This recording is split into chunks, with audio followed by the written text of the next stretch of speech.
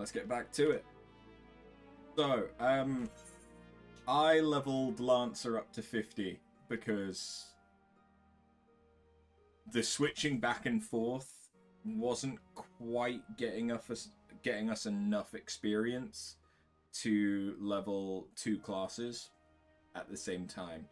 Had I been focusing on one class for longer, it would have gotten that over leveled so that then I could switch and get the other one caught up or over leveled before switching back. So yeah, it didn't quite work out, but that's fine. So Ninja is the only one that we have left to get to 50. That's not going to be difficult. It's just going to be doing a few dungeons, and we're going to play as Ninja for doing the story. But for today, we got a few things that we need to do. One is do all of the Lancer quests, so that we can unlock Dragoon. And also, because we're on to level 41 story, we've unlocked a few quests. These quests unlock the beast tribes that you build reputation with daily quests. There's 5 of them in A Realm Reborn. Let's get them unlocked. Lieutenant Bunn, I know not what brings you to the Maelstrom Command this day, but I can hardly fault your timing. Aye, we've a situation on our hands, we do. Not days ago, a convoy of ours was ambushed en route to Limsa, and a goodly supply of saltpeter's plundered from our very hands. The scurvy dogs responsible for the act struck swiftly and under darkness, so we've yet to figure out who they are, much less bring them to justice. Saltpeter, as you may know, is a key ingredient in fashioning fire sand. Whatever our foe might be plotting, like as not, it involves an arty share of fiery death and destruction. Commanders dispatched an elite regiment to the field to investigate, but clues have proved harder to come by than a half-decent pint of ale at sea. Leading the investigation is a good comrade of mine. While I'd like nothing more than to lend me strength to a search, I can't very well shirk my duties here. If you find yourself itching for adventure, you could do worse than make for swift perch and seek out one Lieutenant Skateswee. Just say that Trackrite sent you. So that's to unlock the kobolds. And this is to unlock the Sahagin. Your hearing must be exceptional, Lieutenant Bunn. Huh? If you did not overhear the Link Pearl report, then why? Well, no matter. You are here now, and we could certainly use your aid. I've just received word that raiders have sunk a civilian vessel in the Strait of Melthor. One of our warships is en route as we speak, though I fear there will be little left for them to find. I am uncomfortably familiar with tales of pirates looting, and even commandeering their targets. But to sink the ship entire, an excessively brutal act, even for a buccaneer. I'd wager cold hard coin that these thrice-damned fishbacks are behind this. Them and their serpent reaver lackeys. The Sahagin have much to answer for. Vengeance will be forthcoming. But let us first focus on rescuing what poor souls we may. While the warships scour the waters, I would have you head to eastern Lenosha and look for any survivors washed up on the sands of Bloodshore. One of my soldiers, Private Wilfalk, has been deployed to coordinate the search. Speak with him when you arrive, and he will direct your efforts to where they are most needed. May Limline guide your steps. Cool. Do we get those out of the way now? Or what? I think we should head to Uldar and see if I can't grab the Amalja tribal quest. Which is that one.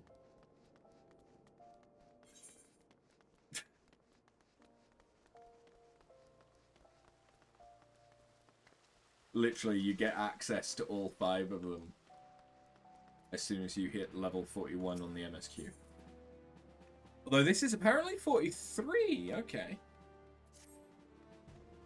Yours is a welcome face. I have a task for which one of your impeccable record would be well suited. Though perhaps campaign would be a more fitting description given the sheer commitment this mission demands. As you are well aware, the inhabitants of Thanlan have long suffered the hostilities of the Amalja. The lizard men have been quiet for a time, chastened by your victory over the primal Ifrit, but once again the beastmen stir. There has been a resurgence in kidnappings, and in greater numbers than before. Matters have grown so far out of hand that the local garrisons have petitioned us for reinforcements. That is why I wish you to lead an extended action against the Amalja and put a stop to these raids. Report to Commander Giselbert, head of security in Little Alamigo, and he'll brief you on the details of your duty. So, I want to unlock all of these because they are daily quests. You get a allowance, similar to lead quests, of 12 per day that you are able to do. And you have to do the missions to build reputation with the tribe to reach different targets. And once you reach that new target, it unlocks a new story quest for that tribe. And once you've maxed out the relationship with each individual tribe, it unlocks an allied quest line incorporating all of the tribes for that expansion. So A Realm Reborn has 5 tribes, but then I think... Is it every expansion after that only has 3? How many does Heavensward have? It has the Vath, the Moogle...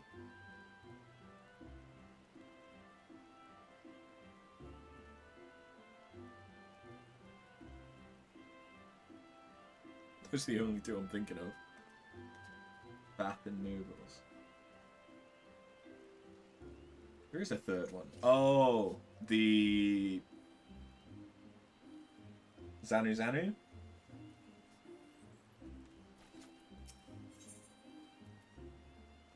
Okay, so this is the one for the Ixal. After, we have ourselves a situation.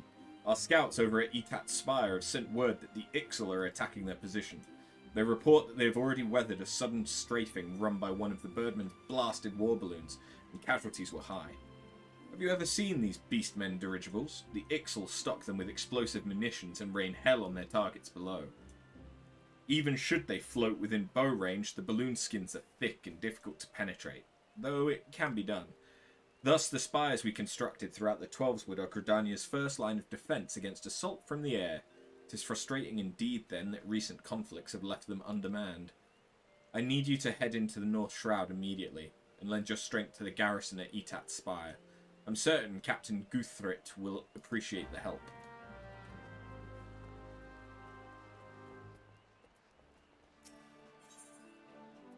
And the Sylph. Ah, now here's a woman who inspires confidence. It heartens me to see you stride into the Adder's Nest today, for I have a task of considerable breadth and even greater import. A task that calls out for a competent adventurer. Allow me to elaborate. In recent weeks, my eye has been drawn to unusual movements among the Sylphs, those charming yet troublesome beastmen with whom we share our forest home. In hopes of shedding light on their intentions, be they malicious or benign, I dispatched a young researcher to Little Solace to investigate further. The fellow goes by the name of Voice. Mayhap you've heard of him? It would seem he is rather accomplished in his field. He set out a fortnight ago, and has been sending regular reports ever since. That is, until some 3 days ago. Though he was quick to assure me that his prodigious intellect and survival skills would ensure his safety, I cannot help but fear he has come to harm. Such is my request to you. Travel to Little Solace, and inquire as to the well-being of our man.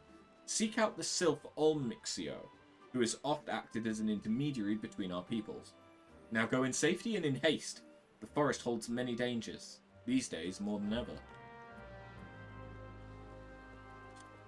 Whoop, whoop. So yeah, that's all of the Beast Tribe quests to unlock them. Which is basically travel to around the location of the tribe and do some stuff. But I also need to do the Lancer's quests. But at least our Lancer looks good.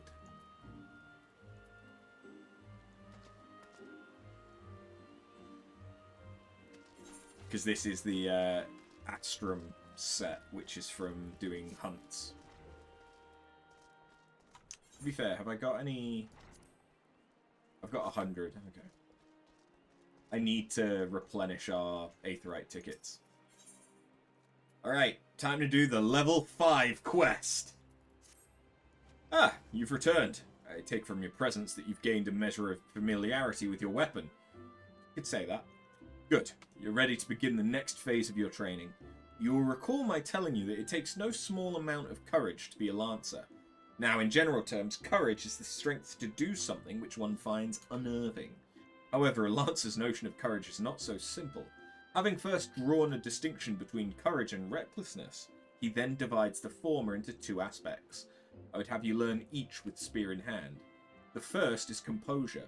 When outnumbered in battle, a Lancer may lose his composure and succumb to panic.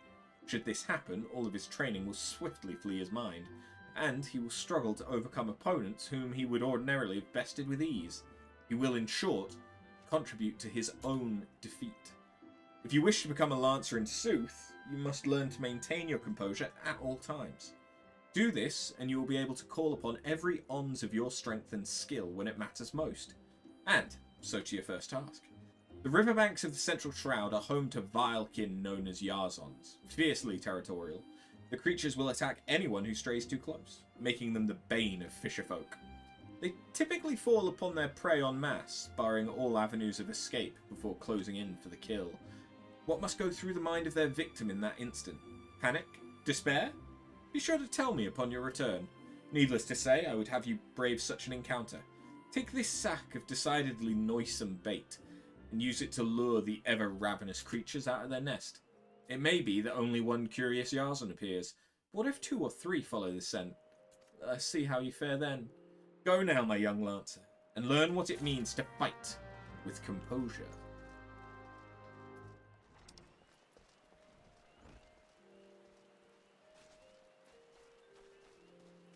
Okay. So I'm probably gonna do the Lancer quests first, and then do the Beast Tribe ones. Because as much as I want to unlock all of the Beast Tribes, if I don't unlock all of them today, it's not the end of the world, because so long as I unlock... Ideally, I would unlock 4. Because each tribe at base level will only offer 3 quests a day. And I can do 4 lots of 3 quests a day.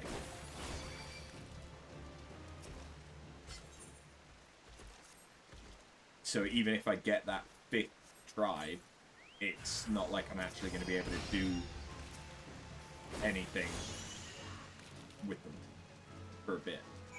Because what I will probably do... In fact, it's not even probably. What I will do is I'll do the quests off stream after we've done this set. And I'm going to progress them until we're at the point that they need their next story quest. And then I'll do the story quest on stream. So if I've not got a chance to do the story quest yet, I'll focus on the other tribes. Because with there being the 5th one, I'll be able to mix and match a bit. The quests themselves don't take that long. I think it takes about 2 hours, usually, to do all of the dailies.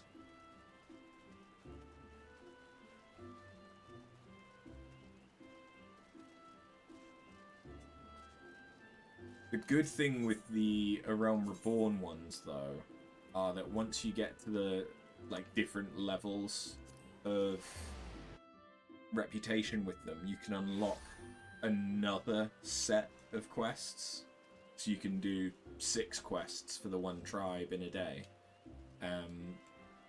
So it'll be a lot easier to play catch-up the later we get into it. Welcome back, After, and well done. I trust you now understand that in times of direst need, no amount of strength or skill with a spear will avail the lancer who lacks composure. You are now ready to learn the second aspect of a lancer's courage, resolve. When faced with a terrible foe, a lancer may succumb to fear and self-doubt. Should this happen, he will become defensive, and in seeking to cover his weakness, surrender his greatest strength, namely, his capacity to attack. A lancer who fears to attack is naught but a man holding a pole. His spear may as well be a broomstick for all the good it would do him. It is not and will never be a shield. That you may learn the truth of my words firsthand, I bid you go to the Central Shroud, to an area adjoining the abandoned dungeon known as Spirithold. Since the Calamity, that neck of the Twelveswood has become a veritable menagerie of fearsome fauna. There you will find 3 collapsed pillars, which have become a haunt for fell creatures. You are to put them down. What manner of fiends can you expect to encounter? To reveal that would be to defeat the purpose of the lesson, my young Lancer. I will say only this. If you face these foes with the Lancer's resolves, you will surely emerge the victor. Once you've completed the trial, hey, report to Jillian in the entrance hall. She has grasped the 2 aspects of courage, albeit with some difficulty, though I doubt you will encounter similar troubles. Her struggle has furnished her with certain insights, which I think would benefit from your hearing. A Lancer learns best when he is doing. Aye, but the wisdom of his seniors is not entirely without worth. Go now, and do as I bid you. I think I just heard a Neff get home. Which is much, much earlier than I expected.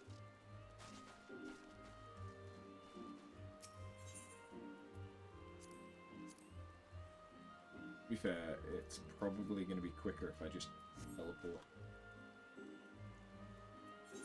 Yoink.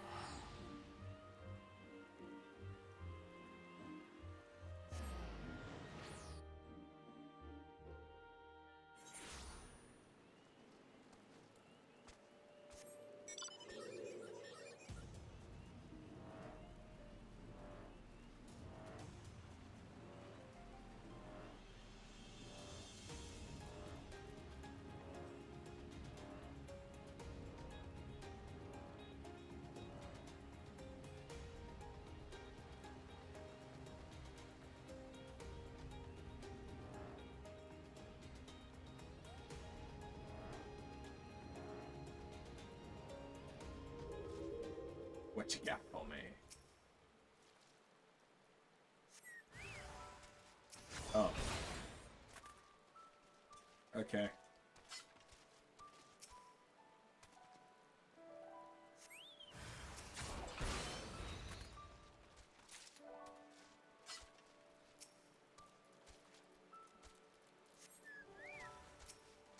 Ah. Yeah, that's a little bit more intimidating than just a cloud of gnats.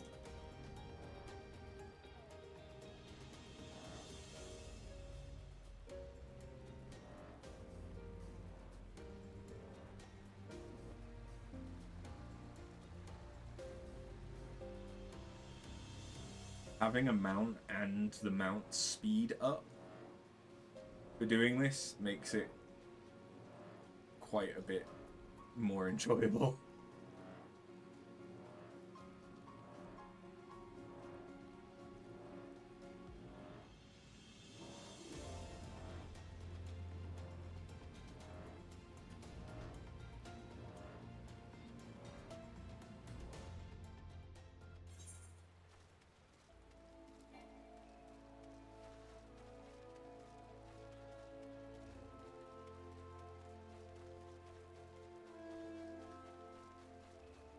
At some point, I should really do leaves to unlock them, but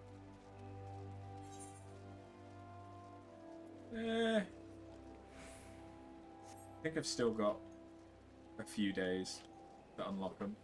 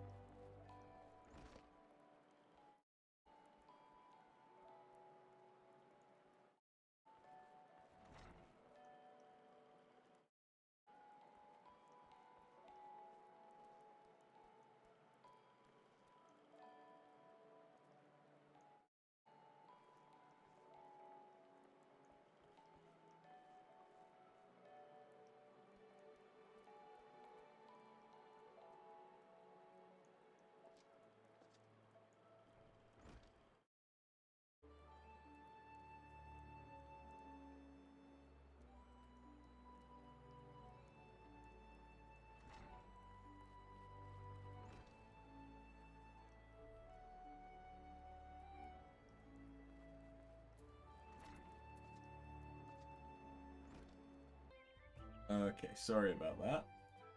Neff is indeed home. She's been away on a business trip. Business trip, because she's a business girly. And it's been the longest that we've been apart. In a very long time. Potentially since we lived together? No, I went. Yes. But it's been at least a couple of years. Yeah, there've been a couple of times where I've had weekends away or whatever, but it's been. You even came on holiday with us. Yeah. It's been a very long time. Missed you lots, didn't I? Yeah. Tingles says hello. Tingles, hi. All is well. Neff is just in pain because also a chronic pain girly. Did 12,000 steps yesterday. 12,000. Yeah, okay. That for a chronic pain girly, especially, that's a lot. In platform Martins. That was probably not the smartest of choices, huh? It was wet. I would rather. No, that's fair. Platform Martins. Because I was going to hurt no matter what my shoe choice. Okay. And have dry feet. Yes. No, that's fair. The wet clarifier does. I'm more telling them than you. Anyway, okay. Have fun. You too. Enjoy unwinding. And Stardew Valley. I've been expecting you. By your return, I trust you now understand the importance of resolve. Like one's flesh, courage can be made strong. It is a matter of training each of its aspects. Now, the endeavour may prove difficult in the beginning. Gods know how much I struggled. You may suffer untold humiliation and more frustration than you can bear, but you must persevere. Whenever you engage an opponent, whether in training or in earnest, make a conscious effort to fight with composure and resolve. Over time, doing so will become second nature, and you will acquire such courage as you never thought could be yours. Mind you, not all battles entail a physical clash of might. It could simply be a disagreement born of a conflict in ideology. The point is, it matters not what battlefield you stand upon. So long as you take care to be composed and resolute, your courage will grow. Did that make any sense? Even a little? I fear I cannot hold a candle to Guildmaster Yuane, but if there is aught I can do to assist in your training... What was that? Something's afoot in the training area.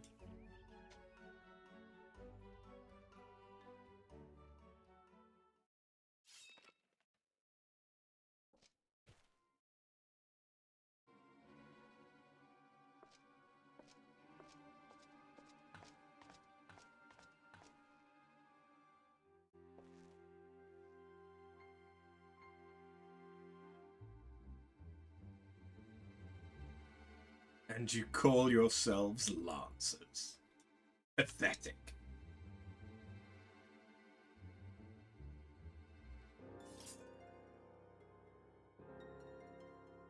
You're next, Guildmaster.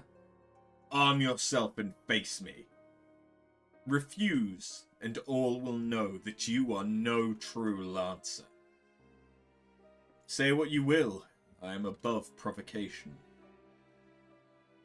Craven to the last man. I am no man. Ah, but what have we here? Wait, she is but a novice. That makes no odds to me. You yourself admitted her to your ranks, did you not?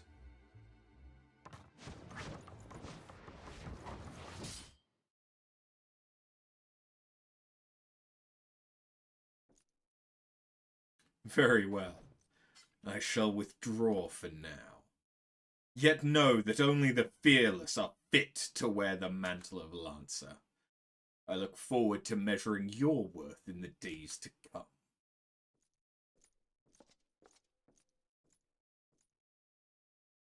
Perhaps I should change my hair, because the clipping in this armor isn't the best. There's naught more to see. Return to your drills.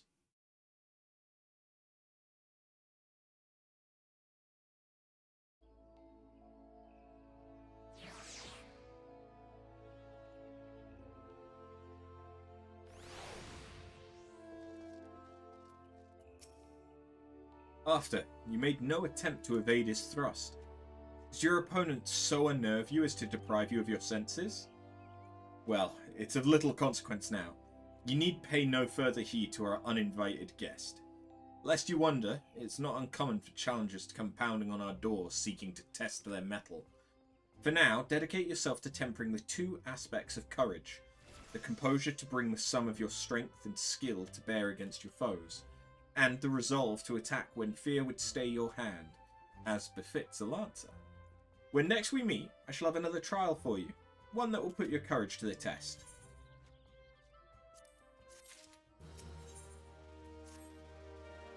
I swear you've gained an ilm around the arms since last we spoke. It's plain you have not been idle. In our previous lesson, you learned that the Lancer's definition of courage, and how you might go about tempering its two aspects. Today, we'll find out if your efforts have borne fruit. I see you've come prepared. That is well. Your next trial will place you in the midst of a throng of enemies. In such a situation, one may be attacked from any direction, making it difficult to respond appropriately. Furthermore, the likelihood of being surrounded is high. Will your resolve bear the weight of uncertainty? Will your composure hold when the odds are stacked against you? We shall soon find out. Should you overcome this trial, what courage you already possess will be further tempered. Now, heed me well, for this is what you must do. I would have you travel to Naked Rock, where the Annals claim dominion. At the summit of the rock is a sacred artifact, the Stone of Courage. You must claim it and bring it to me. If you are to reach your destination, you will need to negotiate a path through the whole packs of flesh-eating scalekin. Make no mistake, the creatures are intimidating foes. To stride into the midst of so many would ask much of a lancer's courage. But given time and no small amount of perseverance, I'm confident you will prove equal to the task. Yeah. I'm level 50. They're not even gonna aggro. Unless you've made it so that there's some that I will absolutely have to fight as a scripted event and there's nothing I can do to stop it.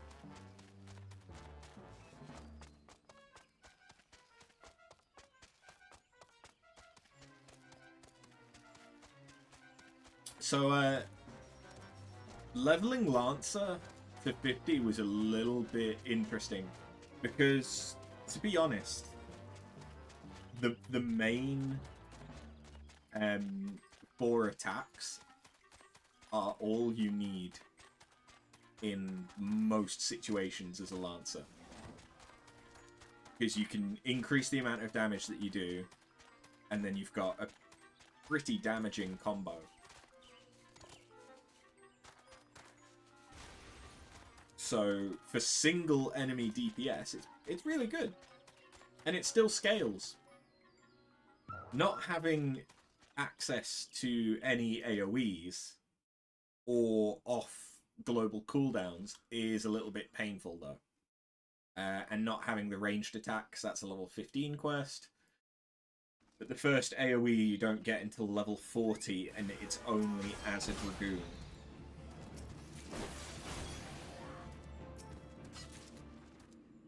You can't get it as a Lancer, which kinda sucks.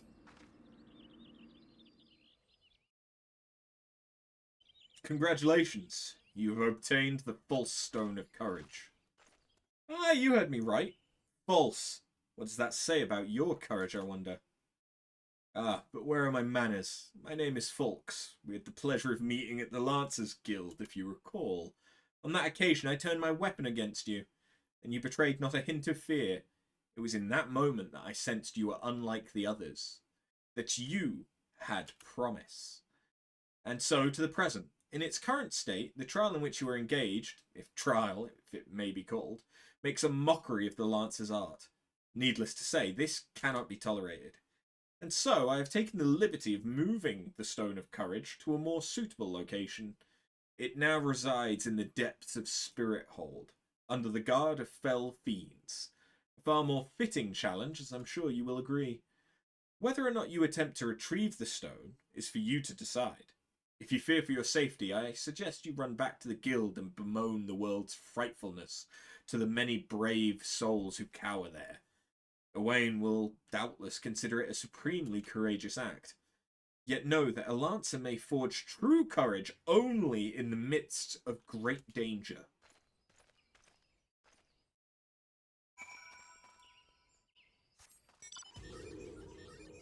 I ain't no bitch.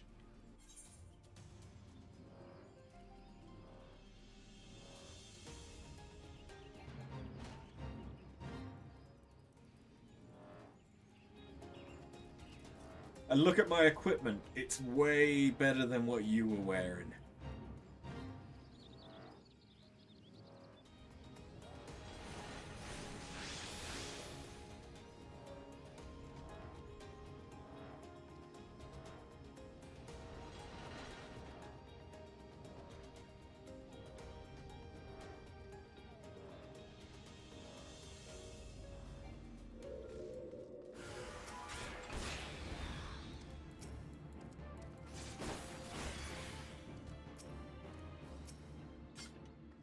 I found the real stone.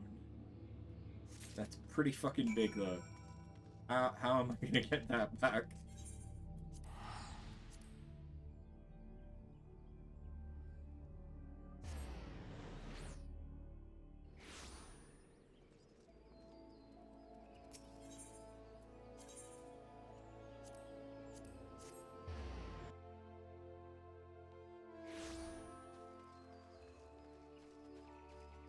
From what I remember of having done the Lancer quests on my main, don't think this is going to be too bad to get them all done.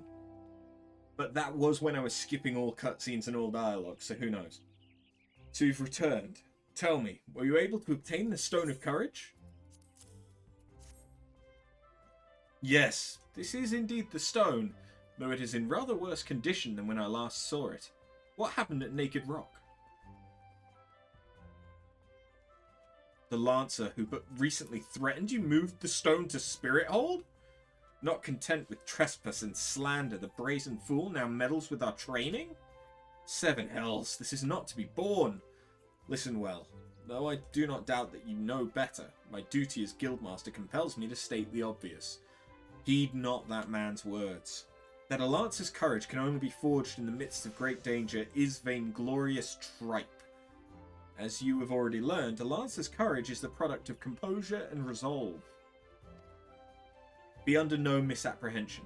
Watchfully navigating the Annals territory served to temper your courage in a manner that blindly braving the terrors of Spirithold did not.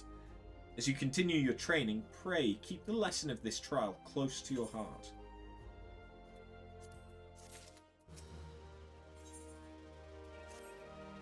After, you come at a good time. I urgently require your help. Scarcely a bell ago, our old friend Folks paid us another visit, seemingly intent upon reprising the performance he gave on the day of your first meeting. As on that occasion, he raved till the air was thick with slanders, declaring every soul who met his gaze more craven than the last. This time, however, not all ears were deaf to his myriad provocations. It seems one of our younger members took offence at his words and demanded satisfaction of the rogue. The two have since departed to duel in the East Shroud. Had I been on hand, I would have forbidden such folly and rebuked the lad for letting pride cloud his judgment. Alas, I learned of it too late, and the boy is gone. All we can do now is ensure that the hot-headed fool does not come to lasting harm. I would have departed in pursuit of the pair ere you came, but my duties keep me here. That is why I turn to you now. Pray, go to the East Shroud in my stead and watch over our comrade.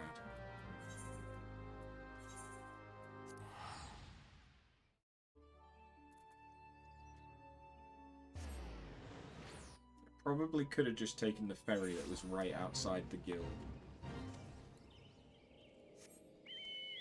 But it's fine.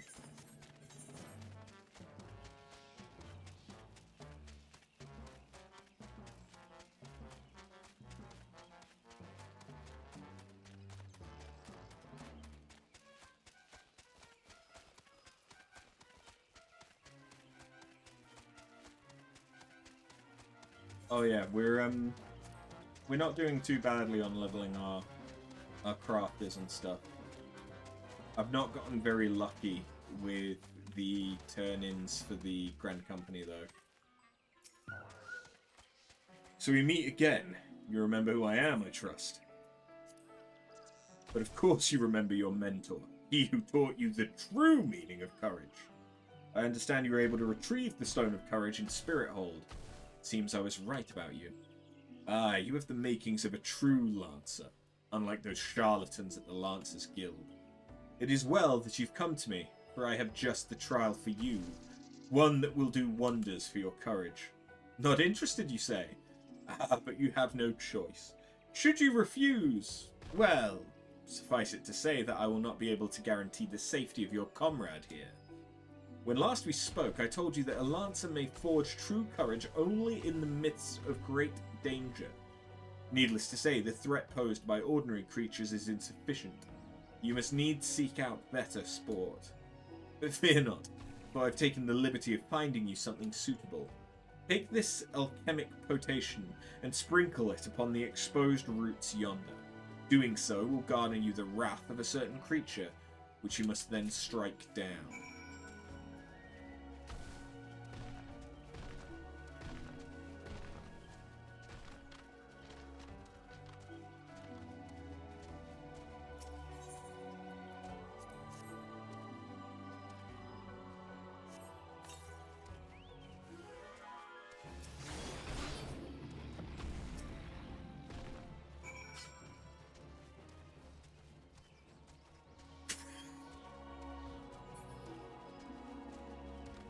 Okay, the fact that nothing has been level synced yet is kind of fun.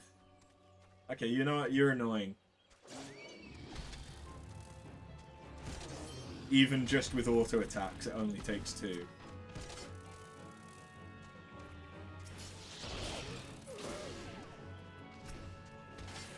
Oh, and the Hornet Swarm.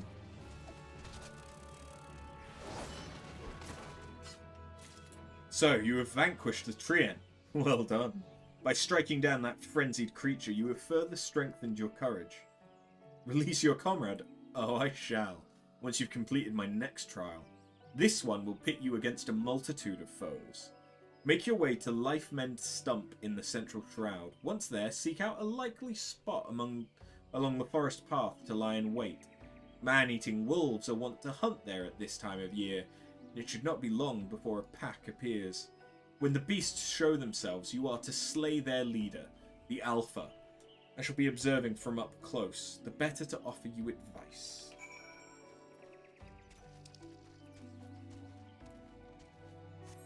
It's actually just going to be quicker if I actually run there.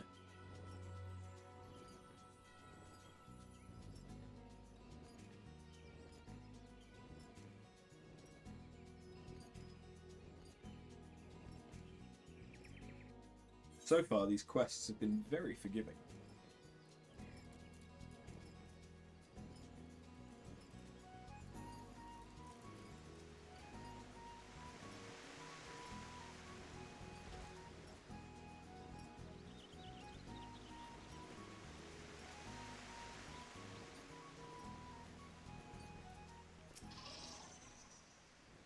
Okay, now we're getting level sync.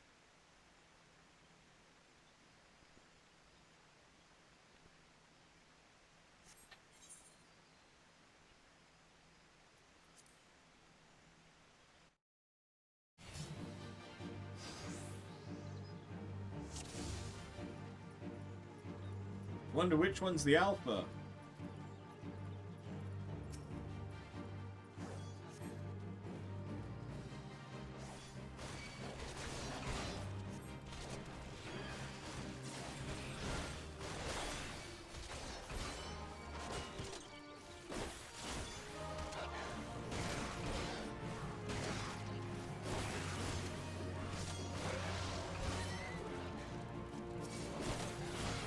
It would seem I enraged it. I killed it. Your part here is done. You killed one of them.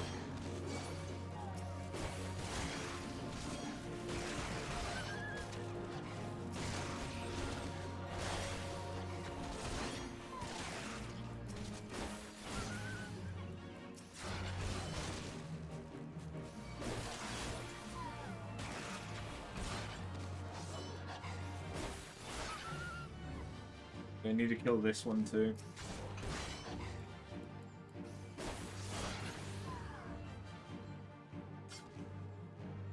Apparently I did.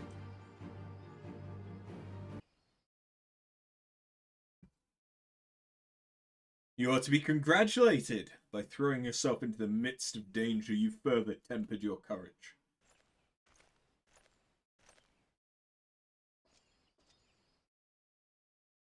And in the process, you've brought peace to Lifemen's Stump, a place considered sacred by the people of Gridania. Having undertaken my trials, you must now see that those issued by the guild are naught but child's play. Mine is the one true path to courage. All others lead to ignominy. If you wish to become a lancer worthy of the name, I suggest you leave Ywain and his house of cravens, never to return. For your sake, I pray you do so soon, till we meet again.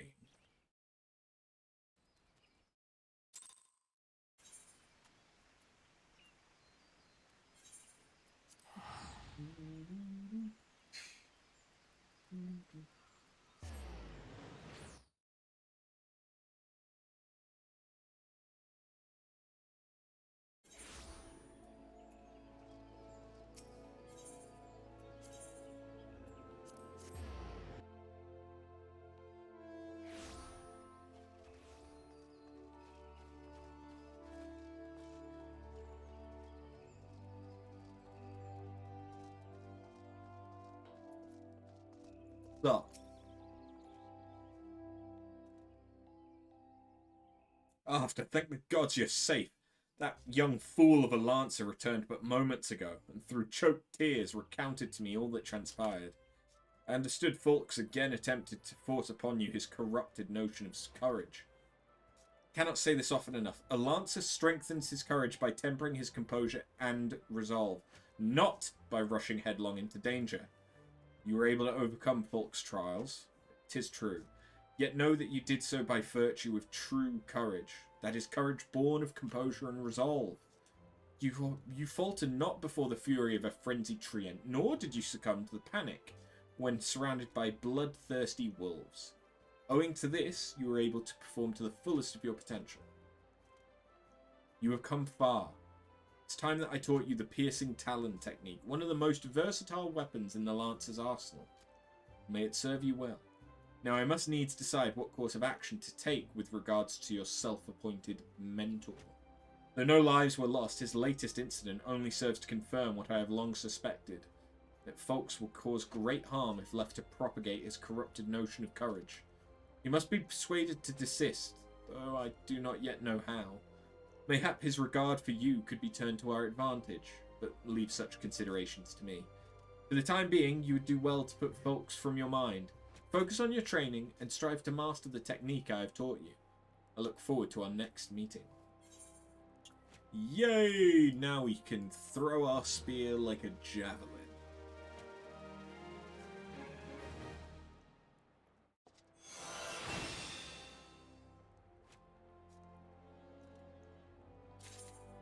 And yes, my current spear, the spear tip, is a dragon.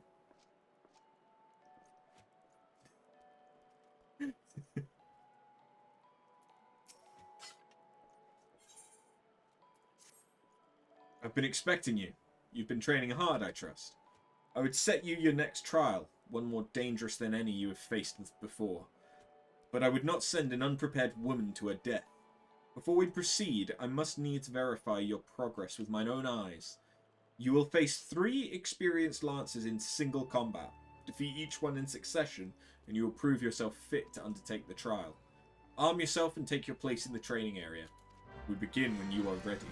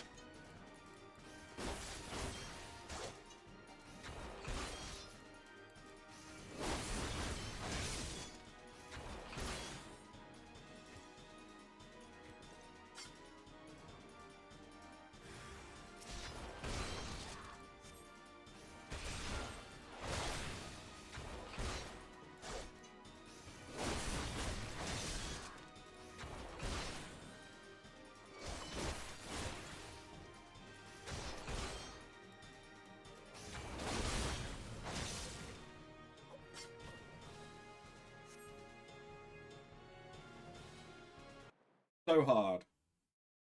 Even when level synced. Well done, Arthur.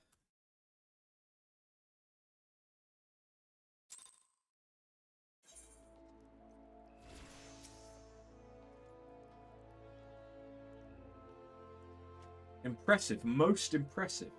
You are ready to face the trial. Yet I did not exaggerate when I said it would be dangerous. Make no mistake, to take this test is to risk death. Knowing this, do you still wish to proceed? Duh. You disappoint me. Back again, are you? That woman is the only soul in this pathetic excuse for a guild who shows any promise. Which is why I counselled her to leave you. Alas, she chose to remain in your house of cravens. Such a waste. This guild has outlived its purpose, and I mean to see its doors shut and barred for good.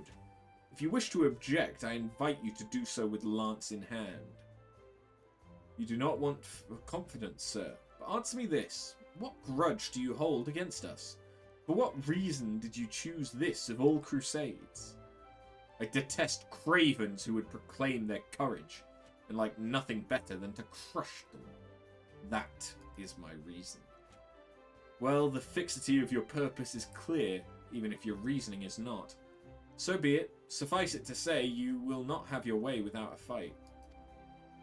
But do not presume that I will be your opponent. No, you must face the Lancer over whom you so grandly claimed mentorship. The one woman among us whose potential you condescend to acknowledge. After shall represent all of us. As Guildmaster, I wager the fate of the guild upon her lance. Huh, do as you will, coward. It is your guild to throw away. You may even set the terms of the contest. Very well. After here is to undertake a trial. I challenge you to complete the task before she does. You are to travel to the East Shroud and prove your courage before the Lord of the Bramble Patch. He is a giant amongst boars, unrivaled in strength and savagery, and ruler over all his kind. You must go before this fearsome creature and stand your ground. Know, though, that the Lord of the Bramble Patch will not grant an audience to just anyone. You must needs present him an offering of the bloody tusks of his subjects, the wild boars that inhabit his domain. When you've prepared your offering, leave it upon an area of trampled earth. Drawn to the stench of blood, the Lord of the Bramble Patch will soon appear. That is all. Are there any questions? No? Then let the trial commence.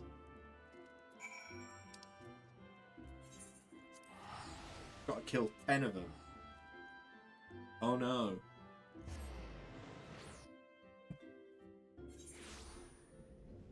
Especially now that I have a ranged attack.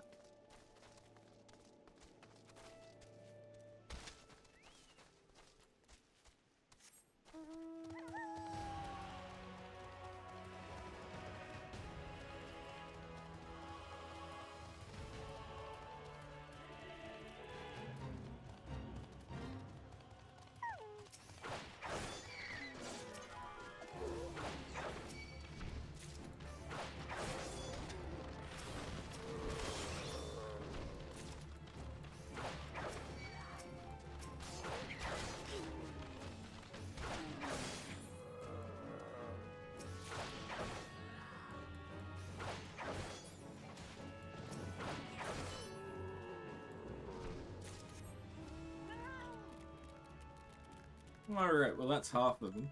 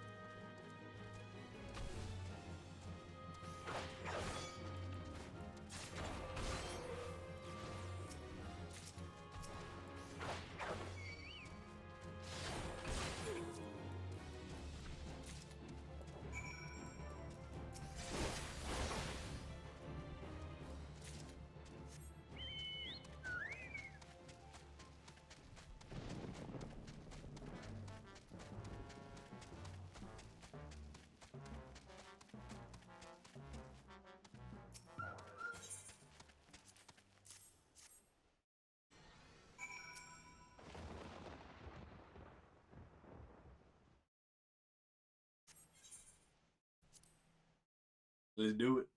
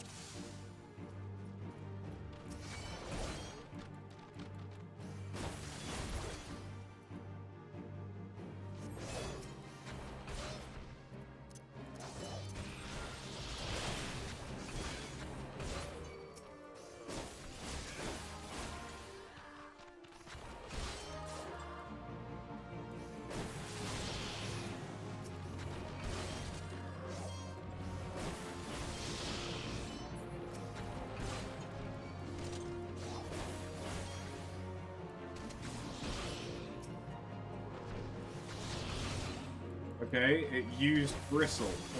Why do I care?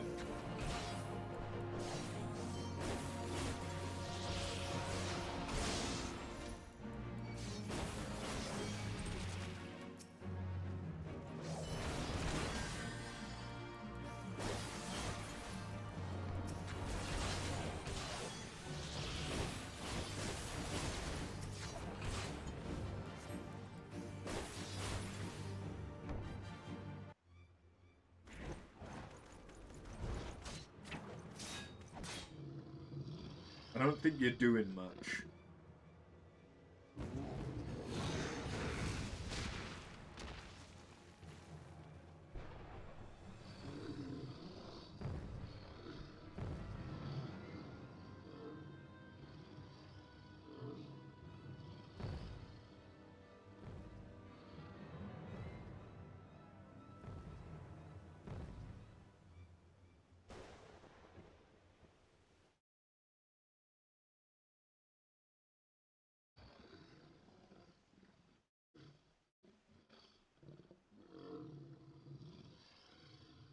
You shan't find much sport in these two.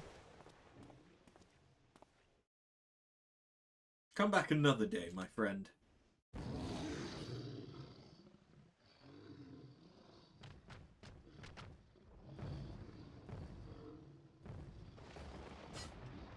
Well done, After. You have completed the trial.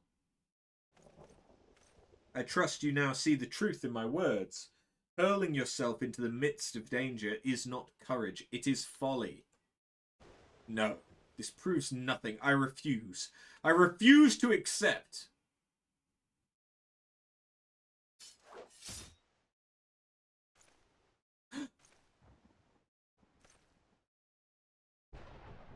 You refuse to accept the weakness within you.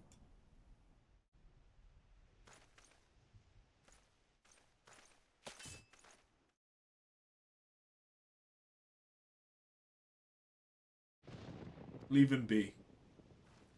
Your work here is done. Return to the guild. I shall see you there presently.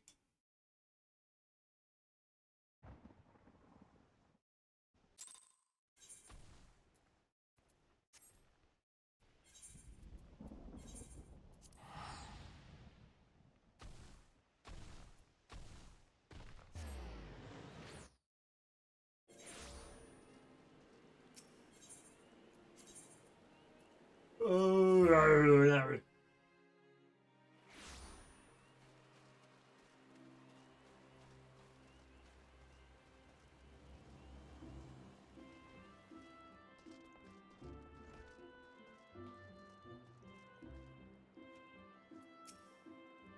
I will not lie to you. You are no match for the Lord of the Bramble Patch. Had you betrayed any hint of fear, he would have gored you in the space of a moment and feasted on your entrails. But you stood your ground, holding fast to your composure and resolve. Thus were you able to stare terror in the face and survive unscathed. Well done, You've overcome the greatest hurdle in the quest to become master of your own courage. You may now bring to bear the full extent of your abilities even upon the mightiest of foe. As for Folks, well, if there is a shred of reason left in him, he will have learned the selfsame lesson as you did this day. Painful though the experience must surely have been, one can only hope that it will serve to open his eyes to the truth. Go forth and prepare yourself for further trials. Time for a further trial. Good to see you again, and stronger than when we last spoke. Plainly, you've devoted many hours to training, which is just as well, for I have a mind to set you on your task. At the Bramble Patch, you came to grasp the true meaning of courage. I would have you put that courage to the proof before 3 masters of our art. In the many years since they began their training within these walls, these men have led very different lives. Yet they shared the distinction of being regarded amongst the finest lancers of their time. And just as they once looked to their seniors for inspiration, so too shall you look to them. By availing yourself of their wisdom, you will take another step toward becoming a fully fledged lancer. Your first instructor is a man named Matiomi. Seek him out at Amsaraix's spire in the East Shroud, where he serves as a frontier sentry. The long years at his post have honed Matiomi's perception. No detail escapes the man's piercing gaze. Present yourself before him for inspection, and do as he bids you.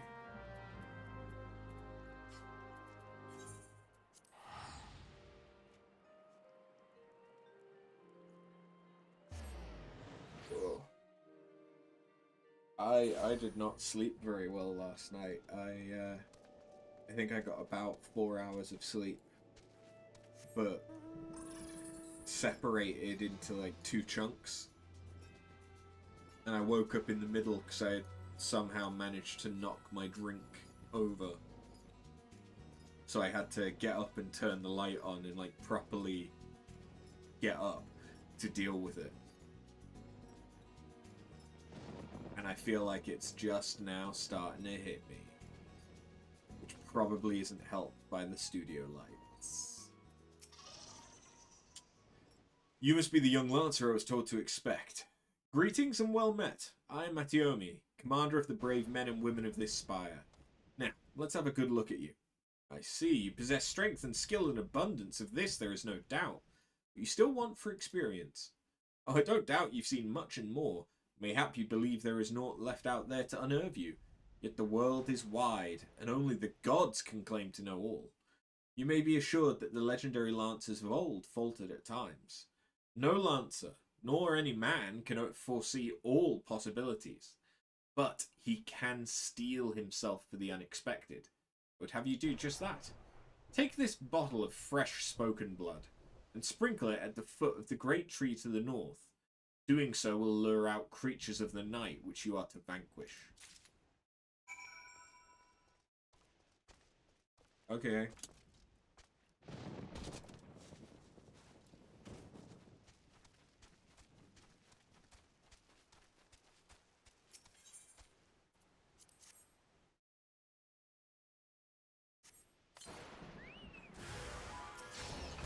They're just bats.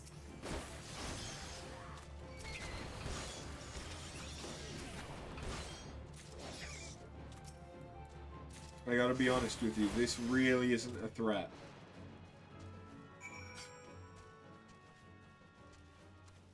Even if I was level 15, that wouldn't have been a threat.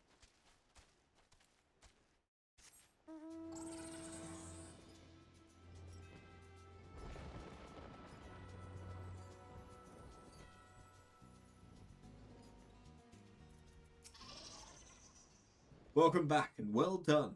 I bore witness to your battle with mine own eyes. The blood bat bewilders its prey with its ceaseless flittering, which makes putting a spear in the beast an exercise in frustration. Frustration that may easily have given rise to panic. Yet to your credit you fought on resolutely, and thus emerged the victor. Gawain has taught you well, young one. You have a way to go, to be sure, but beneath those rough-hewn edges I see the makings of a great lancer. With my blessing, make your way to Buscaron's druthers in South Shroud. It is there that your next instructor, Buscaron himself, awaits. The man had a unique approach to art, though it is fair while since he, so it's been a fair while since he hung up his spear. His words are well worth hearing. Indeed, lancers visit him as much for his counsel as they do his mead, good though it is. By meeting Buscaron and availing yourself of his knowledge, your lance work will surely improve.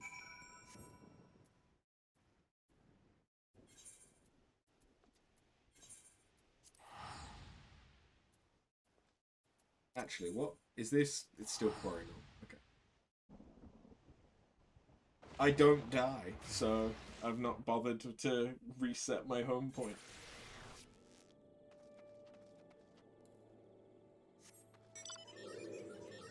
Rah!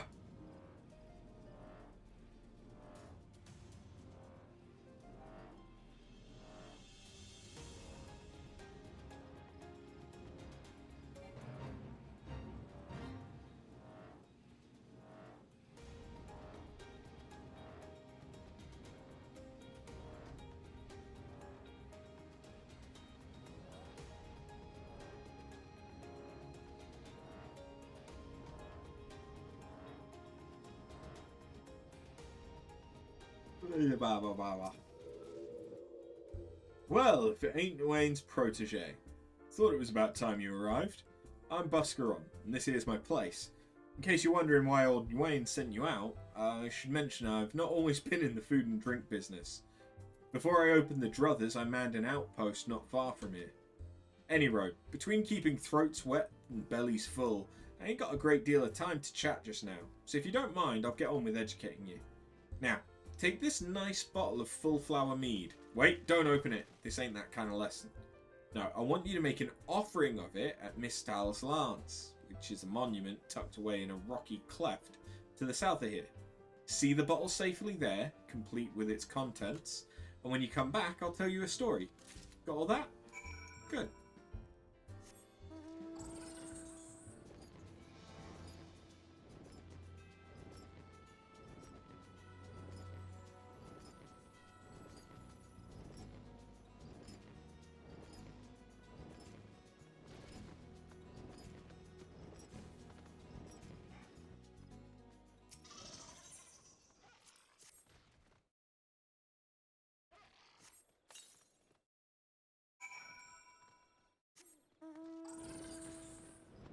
I did it.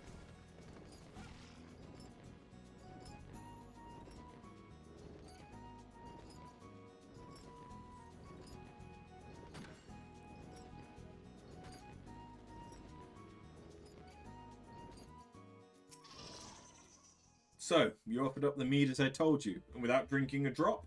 Very well. You shall have a tale of me as promised.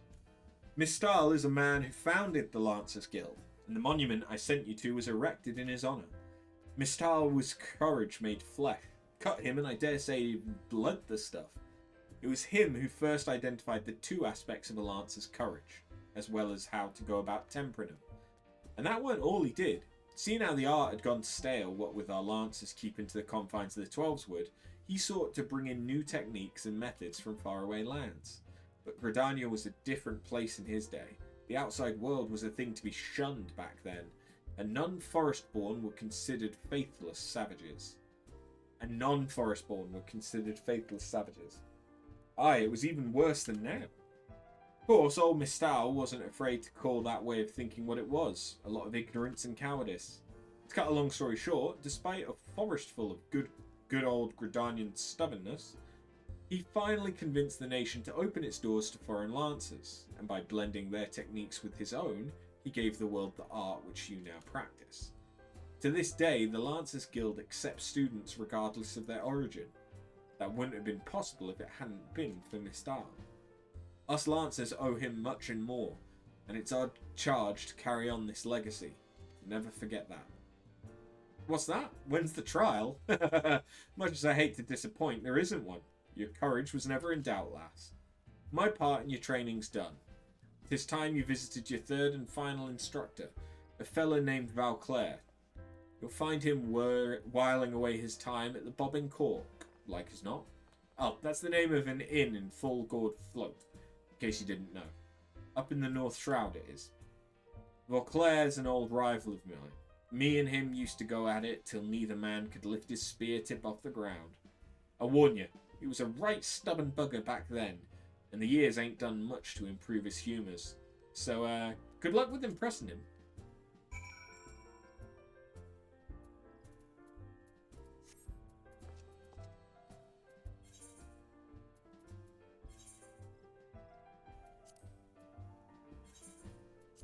I am a sleepy bitch suddenly.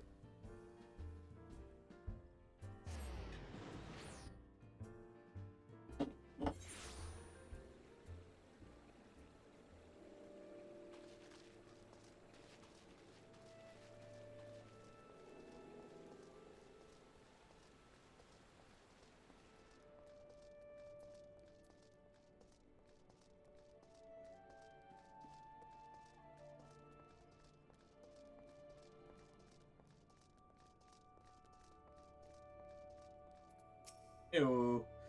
I take it you are the young lancer of whom Ewain spoke, and an adventurer besides, by the look of you.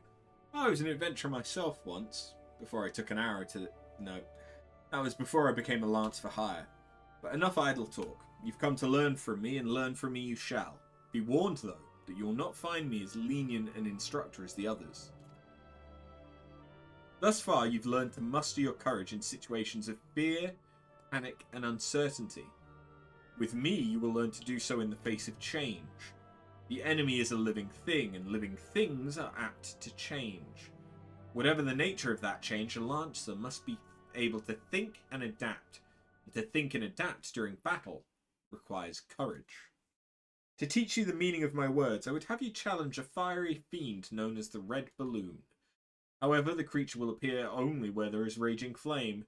You may kindle such a flame by procuring 6 fingers from slain balloons and depositing them at a gutted campfire.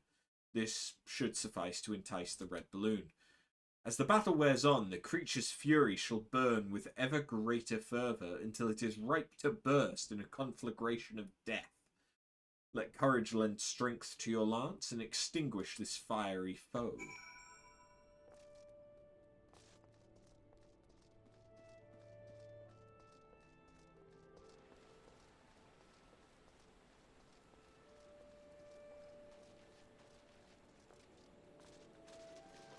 Okay, it's been a while since I've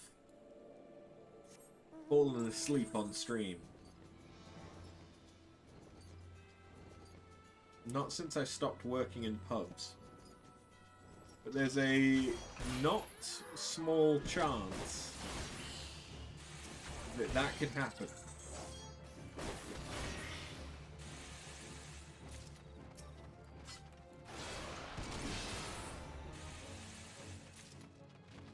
Yeah.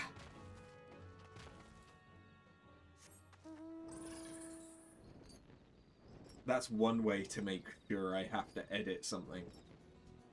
There just being like a solid 20 minutes of me napping at some point.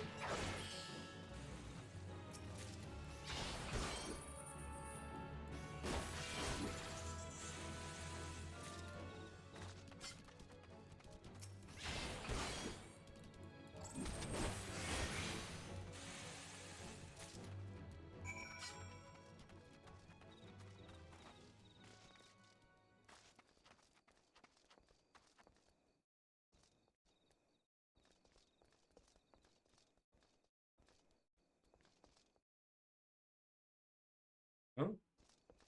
Is it through?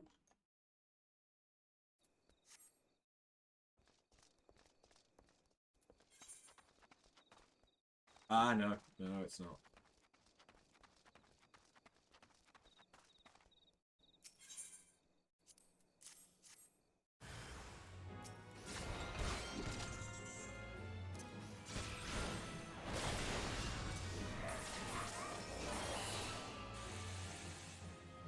Good night.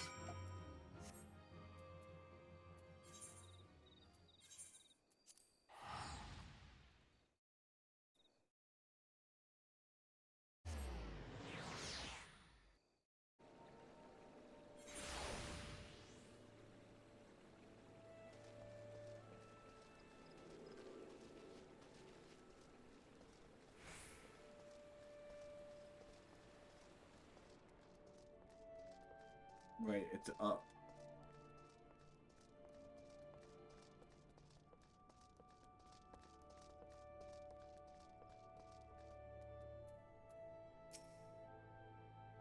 So, you've vanquished the red balloon, no less than what I would have expected of one of your Waynes. Your enemy altered its nature throughout the encounter, thereby causing the terms of battle to shift repeatedly. Yet ever did you press onward, your courage holding firm in the midst of constant change. So it was that you emerged triumphant. I'm not known for being liberal with my praise, but you have done well. Yours is a genuine courage. Mind you, this does not give you license to forsake your training. You are still but a fledgling among us, after all. I've finished with you, so you may report back to your Wayne. And when you do, tell that young upstart that I demand he show his face here from time to time.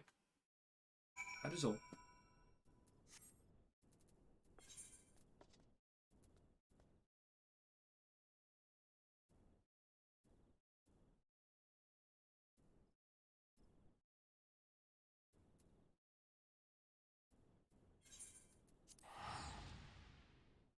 So fucking sleepy.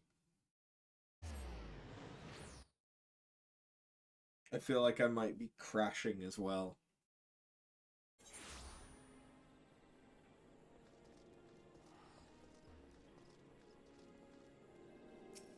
Like coming down off a sugar high. I did have a sugary monster today, to be fair.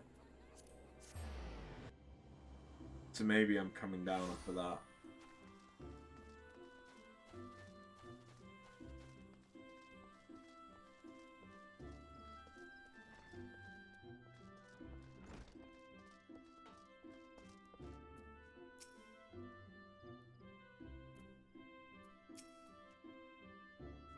Oh, the Voltclair demands I show my face? I can only assume the buxom brunette at the float isn't lavishing him with the attention he craves. Very well, I shall see what I can do. As for you, After, well done. I never doubted that you would meet with the approval of all three men, yet I am no less proud of you for having done so. You have travelled far along the Lancer's path, and soon you will no longer require my guidance. In fact, you need overcome but one further trial to complete your education here. Do so, and I will give you my blessing to leave the Lancers Guild and embark upon a new adventure, with spear in hand. As ever, apply yourself to your lance work and return when you are ready for your next challenge. I look forward to our next meeting.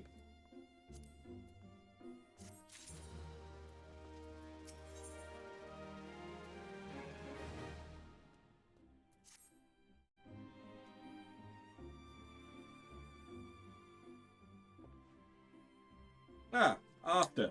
Ever a sight for sore eyes. By your return, I take it you're ready for the final trial. Very well, let us... Guildmaster Wayne! You're wounded. What's happened? We were attacked, sir, by a dusk-white lancer as we trained in the forest. He was impossibly strong. A demon. He kept screaming something about teaching us the true courage. No, not him, not Folks.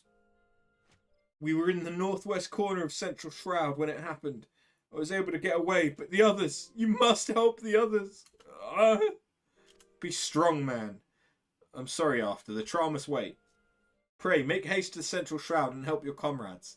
And After, should Folks force your hand, do what must be done. 12 speed you on your way.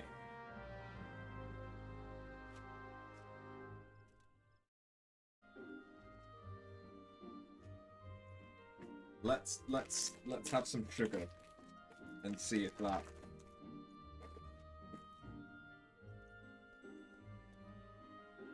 perks me back up.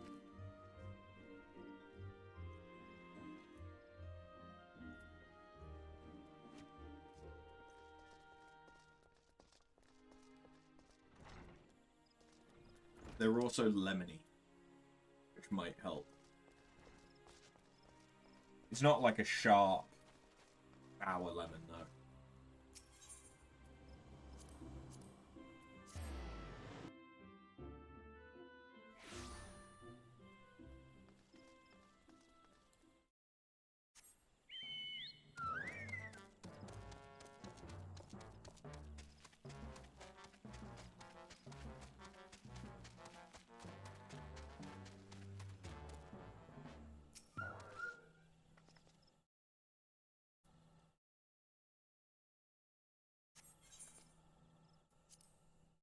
Weirdly enough, though, that has, like, immediately helped.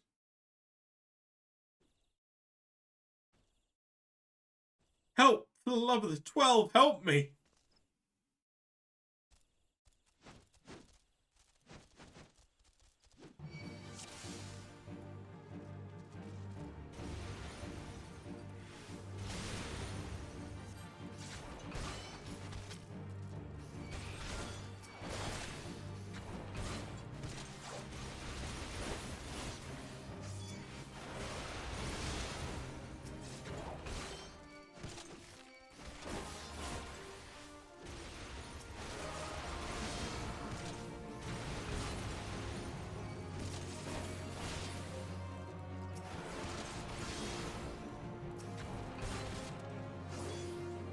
Easy.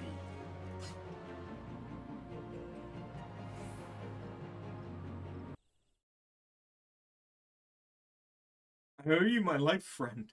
Another breath and I would have become worm fodder. A dusk-white lancer unleashed the fiends upon us, claiming it would temper our courage.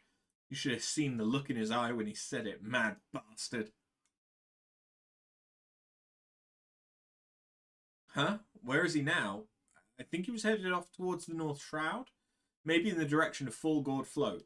I can't say for sure. I was concentrating on the Scalekin at the time. If it's a reckoning you seek, you're like to be disappointed. Those of us who managed to outrun the worms will already have alerted the whalers. I dare say the Duskwhite is being held at spear point as we speak, begging for his worthless life in a puddle of his own piss. Serves the bastard right and all.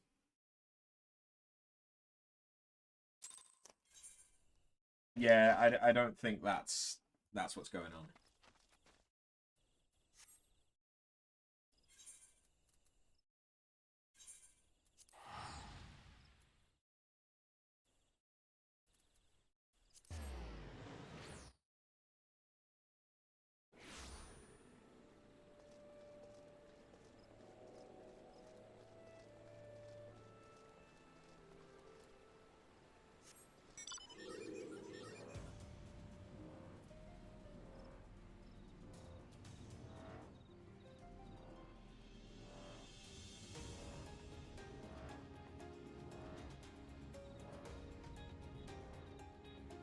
Oh, okay, it's down.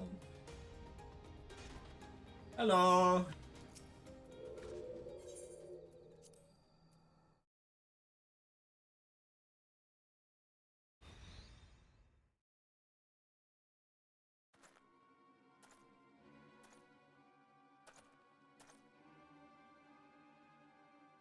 What kept you? Helping your comrades, you say? Fool! You waste your pity on false friends. It is only a matter of time before they betray you. Aye, just like those wretches who saw me imprisoned and exiled. I was once an upright citizen of Gridania and a man of the Lancers Guild, yet life was not easy. For want of the coin to obtain the barest necessities, I conspired with my closest comrades to steal from the guild's coffers. The theft soon came to light, and though there were no suspects, it was clear that the deed had been perpetrated by someone within the ranks. An air of suspicion hung heavy over the guild from that day forth, until at last, unable to bear the guilt, I convinced my accomplices to join me in confessing.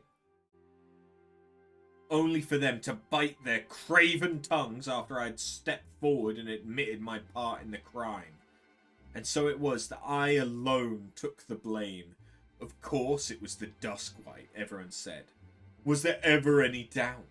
It all made perfect sense. Despite my heartfelt pleas, my so-called friends denied any involvement.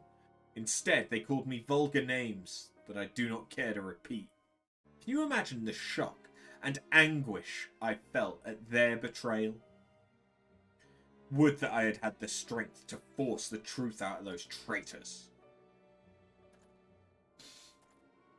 Would that I had had the courage to escape my dungeon cell, even if it meant taking some hapless guard's life. Driven by vengeance and no small amount of self-loathing, I resolved to forge my courage anew. I strode into the lairs of ravenous fiends whilst drenched in blood. I put their helpless offspring to the spear, that I might face the unbridled fury of their kin.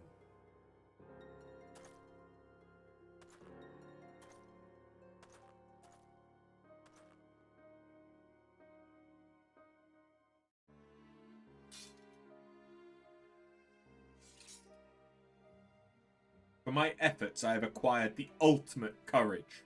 A courage forged amidst danger and tempered by rage. I fear nothing. I am the greatest lancer that has ever lived. Except I've already beaten you in a trial.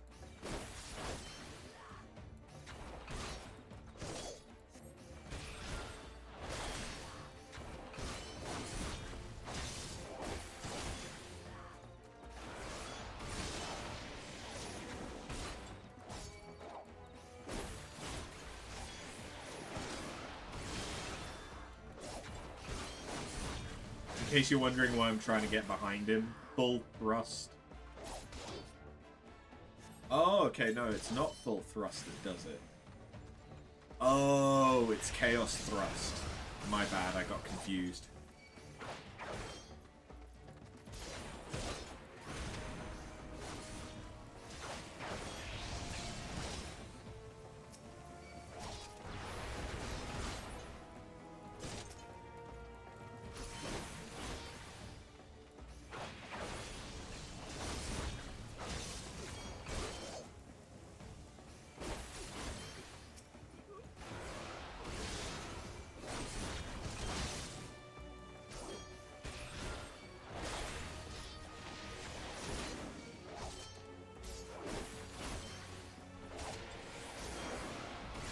Boink.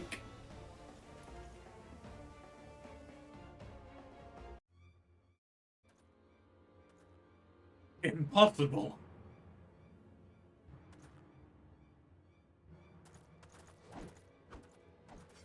My courage is absolute.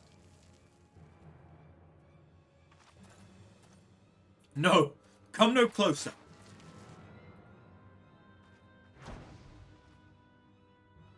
Bye, little bitch boy.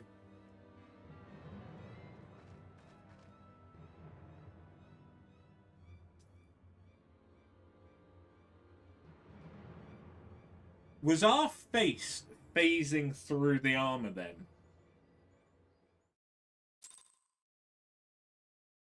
Ouch.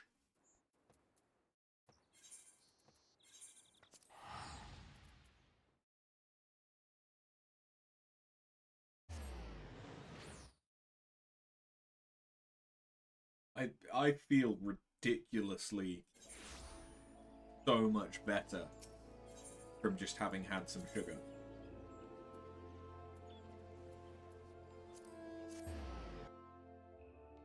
So maybe my blood sugar was dropping.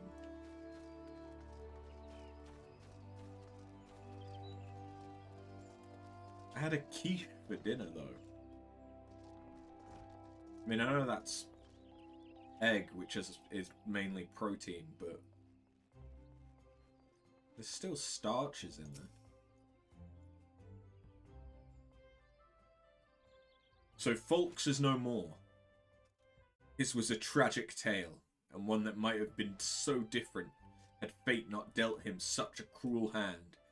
He could well have commanded a place of honour within these halls, but it avails us naught to dwell upon what might have been. It is enough that you are still with us. Lest you wonder about your final trial, there will be none. I've seen all I need to see. You have proven beyond a shadow of a doubt that yours is a genuine courage. In recognition of this, I shall pass to you the secrets of Lance Charge, one of the most potent abilities in our arsenal. You are a Lancer in your own right now. There's naught more I can teach you. From here onwards, it is up to you to seek out such challenges as will make you grow. Like attracts like, and the strong are drawn to strength. Just as I once knew for a certainty that I was destined to face the Lord of the Bramble Patch, so too will you find, or be found by, an adversary of equal worth. None can say what fate will bring. A armed with your courage, there is naught you need fear. Keep close to your heart the lessons you have learned here, and go forth to blaze a new trail with spear in hand. Sweet!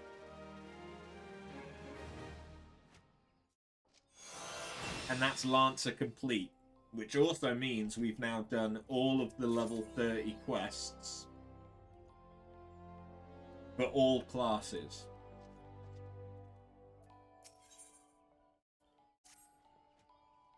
Ah, I dare say you might just be the right woman for the job. The guild has urgent need of a capable lancer for a mission beyond our nation's borders. Hear me out, if you will. I've received word from an Ishgardian friend to the effect that he requires our aid. I would have you go and provide that aid. As you may already know, due to her ongoing conflict with the dragons, Ishgard has kept her gates closed to outsiders for some time. The occasional dragoon on patrol duty is about all folks see these days. In spite of her self-imposed isolation, however, the Holy See has never failed to honour her obligations to her allies. It is only fitting that we answer the call and lend what assistance we can. To this end, we offered to dispatch a contingent of wood whalers with all haste, but were politely informed that they would not be welcome, much to our initial confusion. It was later explained that we are dealing with a matter of some sensitivity, best handled by individuals who are capable and trustworthy, yet unbound by allegiance and who fits that description save adventurers. Fuck me. Secrecy being paramount, I can provide no details as to the nature of the task. All you need to know will be revealed at the rendezvous point. Should you accept the mission, take yourself to the observatorium. A knight by the name of Sir Ulbrick will receive you upon arrival.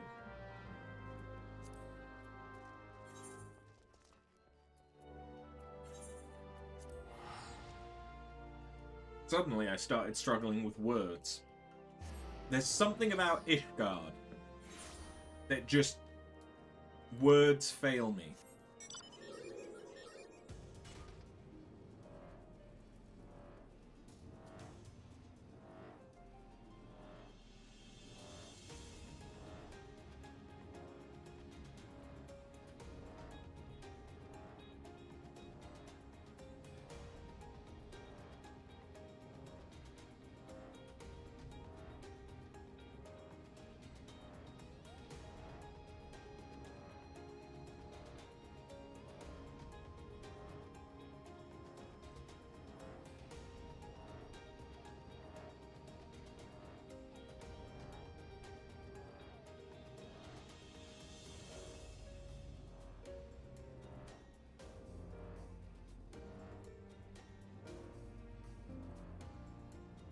Hey, Ulbrick. Ah, you must be the adventurer of whom Owain sent word. Greetings, and well met. I'm Sir Ulbrick Bale, Knight of Ishgard. The Holy See is much obliged to you for your aid. Time being of the essence, I shall proceed straight to the heart of the matter. The Eye, an Ishgardian relic of immeasurable worth, has been stolen, and we have reason to believe the culprit has come this way. So it is that we ask your assistance in its recovery. The thief has been identified as a man named Estinian, a dragoon sworn to the service of the Holy See. Aye, you heard right. The crime was perpetrated by one of our own, an individual in a position of trust and no little honour. You may be assured that a fate worse than death awaits him upon capture. My duties to the sea afford me little opportunity to travel far beyond the walls of Ishgard. I must confess to a grave ignorance of recent Gridanian affairs. I was told that a sentry by the name of Logadanril might have knowledge of routes off taken by Ishgardian fugitives. I would prefer to keep my identity a secret, and thus would have you gather what information you can from the man. We must act quickly, for you see, Estinian is... But I've already said too much. What matters is that we find our thief and the Eye with all haste. When last sighted, Estinian was clad in black armour. Now go, and speak not a word of what I have told you to anyone.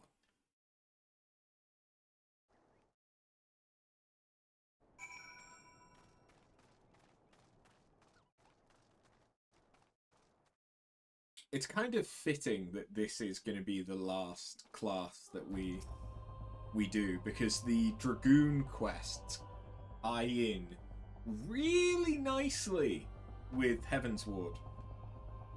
Routes favoured by Ishgardian fugitives. Now that's a question I don't hear every day. You aren't plotting some unsavoury act yourself, are you? Even if you were, I doubt you'd make it far. Any road, we've caught a few fleeing to the North Shroud, what with Gridania being home to nearly as many Elezen as Ishgard. It's no easy task to identify outsiders. If you're on the hunt for someone, you could do worse than to visit Florentel's spire in the North Shroud and speak with a man named Idrastane. If any suspicious persons have crossed the border in recent days, he'd be the first to know.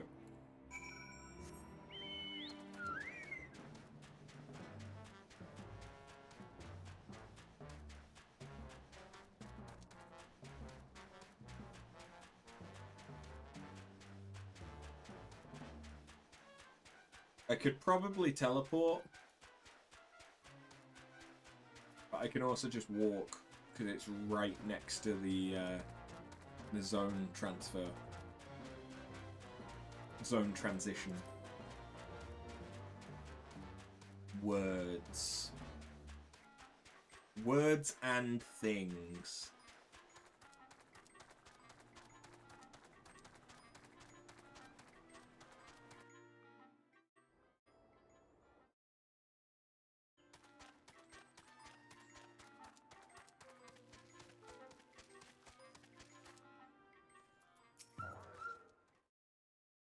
Hail, adventurer.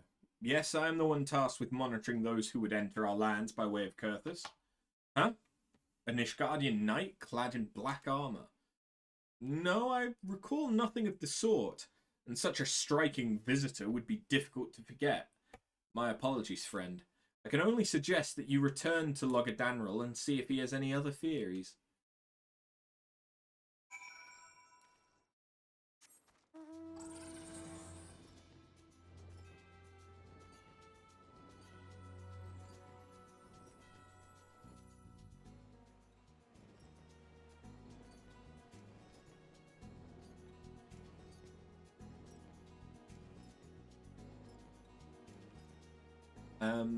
So there's a new, well, I say new, there's an event coming to Final Fantasy XIV next week that I very much so want to take part in, because it is the crossover event with Final Fantasy XV, which is the only way to get the regalia, the car, from Final Fantasy XV as a mount in 14.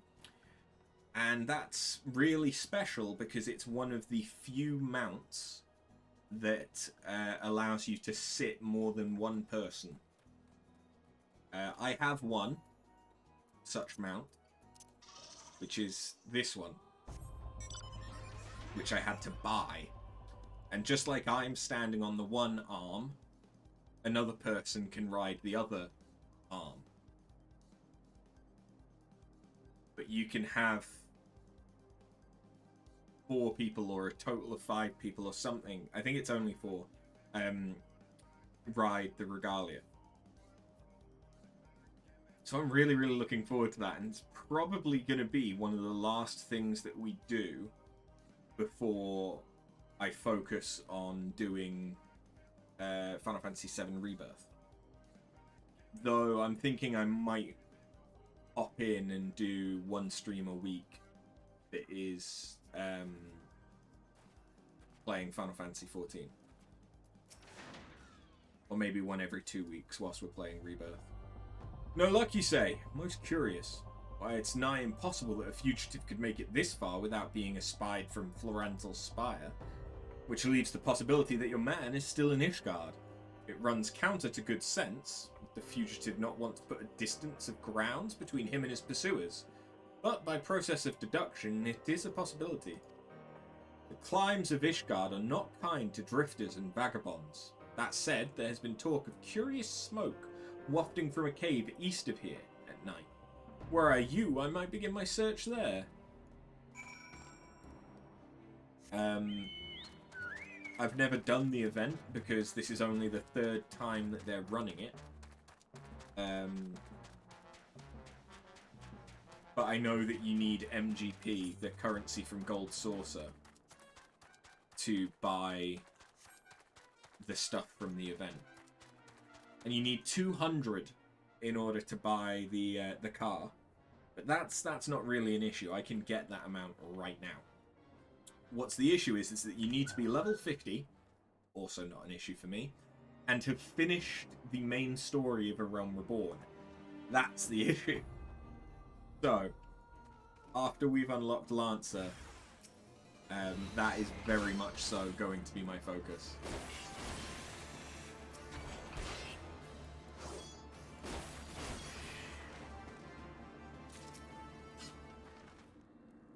Of just trying to beat A Realm Reborn. Which I don't think will be too difficult, aside from the fact that I can't stream this weekend. Hey, Estinian. The Ishgard would resort to sending coin-starved adventurers after me. I know not whether to laugh or feel insulted.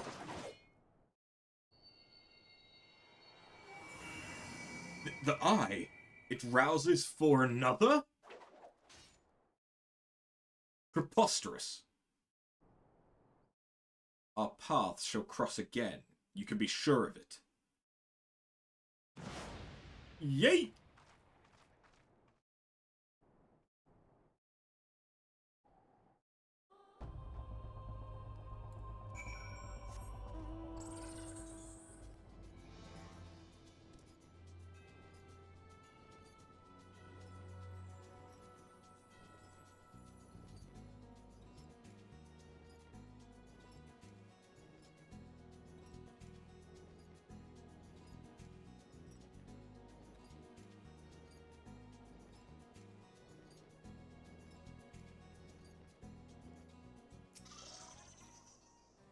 A dragoon clad in black, you say?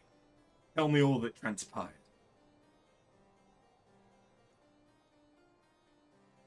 By the fury that the eye would choose another. I had not thought it possible. In light of recent events, it would seem an explanation is in order. The eye is no ordinary relic. It harbours the power of the dragon, which it bestows upon a single chosen soul, the strongest and wisest dragoon. He who is chosen is possessed of the power to fight our mortal foes, the dragons of Dravania, on equal footing, soaring the firmament as if they were an extension of the land. That man is known as the Azure Dragoon. The Azure Dragoon is the light of hope for all Ishgardians and the paragon of all dragoons.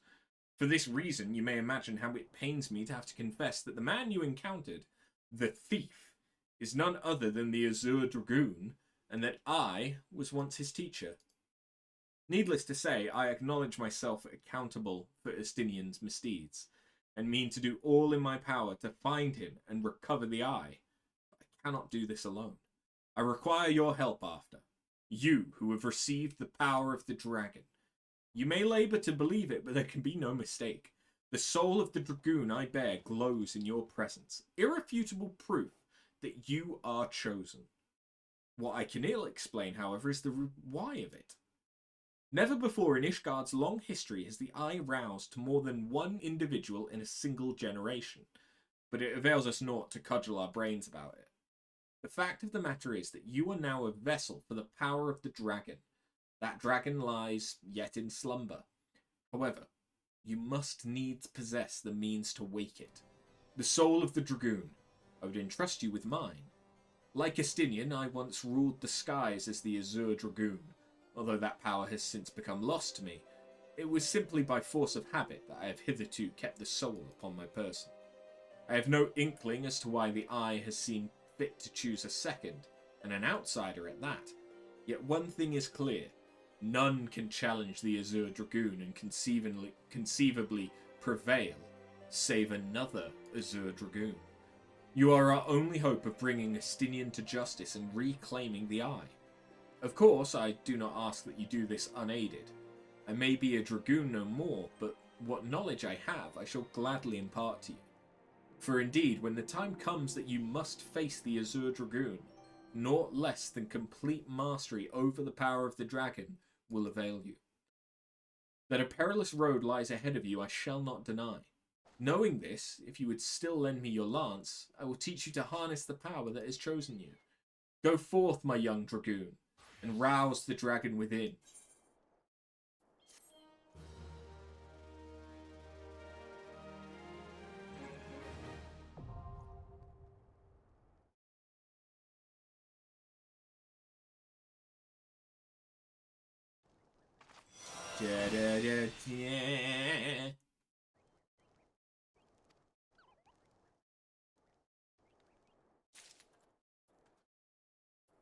Cool.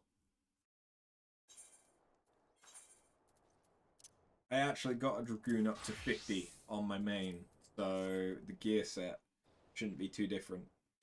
Though I don't have that yet, I don't have that yet, and I don't have that yet. I also don't need that anymore. I don't have that, and I don't need that. I also don't need that, or these.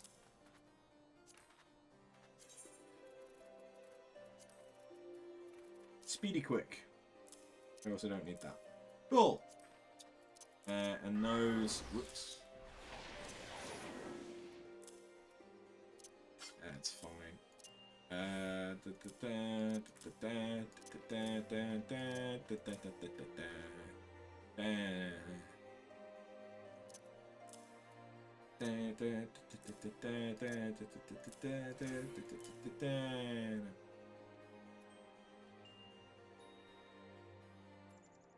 Sweet. So that's going to go there. That's going to go there. Yes. Okay, well, we have Dragoon now. I don't think I can change. Yeah, my equipment is still going to be the best, regardless of if it's a Lancer or a Dragoon. Time to go and unlock the Beast Tribes, I guess, before I end the stream.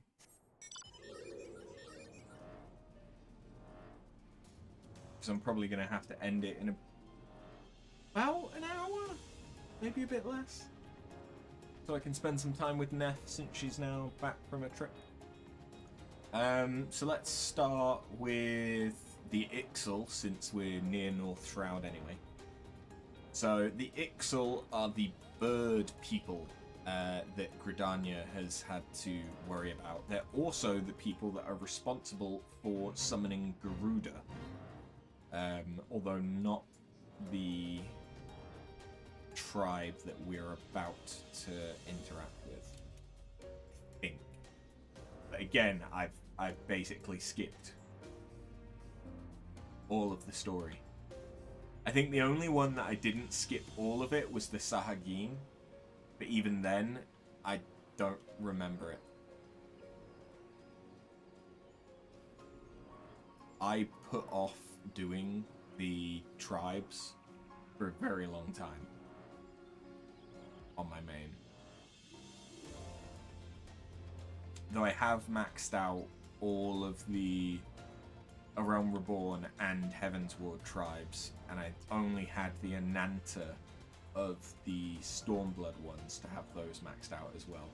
Although I hadn't done any of the allied quests for any of them. So, worst case scenario, if I do remember some of the story, I will not know anything about the allied quest line. Lieutenant Scarlet sent you say? Praise Nothica, though I believe the worst of the dangerous past. What few soldiers I command are both wounded and weary. It was a well-placed shaft that was our salvation. A private's arrow managed to punch a hole clear through the balloon's air bladders, forcing the Ixal vessel to flounder down into the trees. Ha! You could hear the squawking from here. I must admit, however, to feeling a moment of dread at the thought of that war balloon slipping past and drifting over the city walls. Thanks to gods, and a servant and private, that such a fate did not come to pass. Nevertheless, we are in no shape to repel the Ixal should they prove able to press the attack. Pray, head north into Peace Garden and see that what has become of their downed Krarl.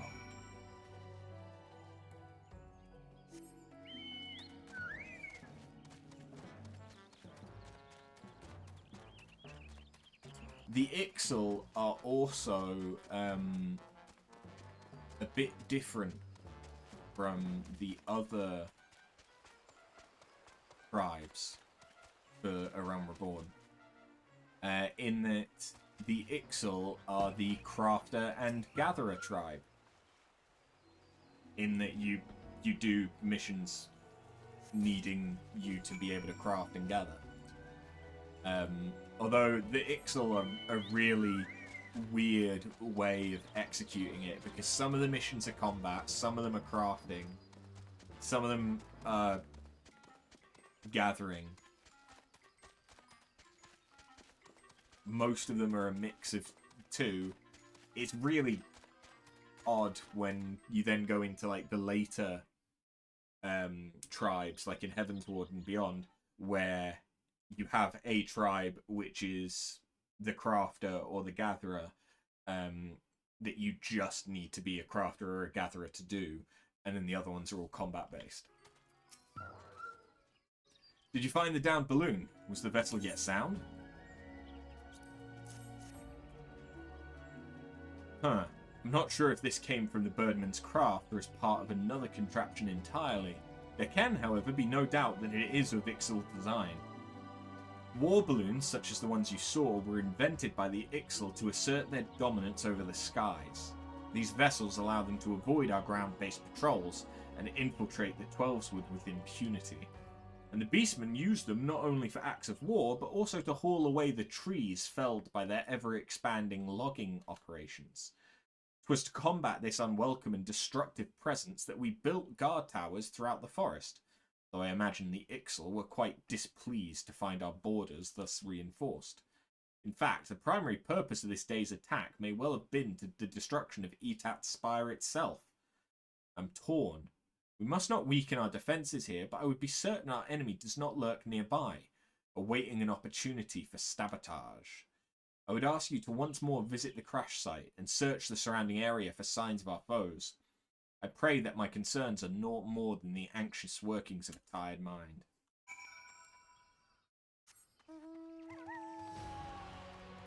Whee!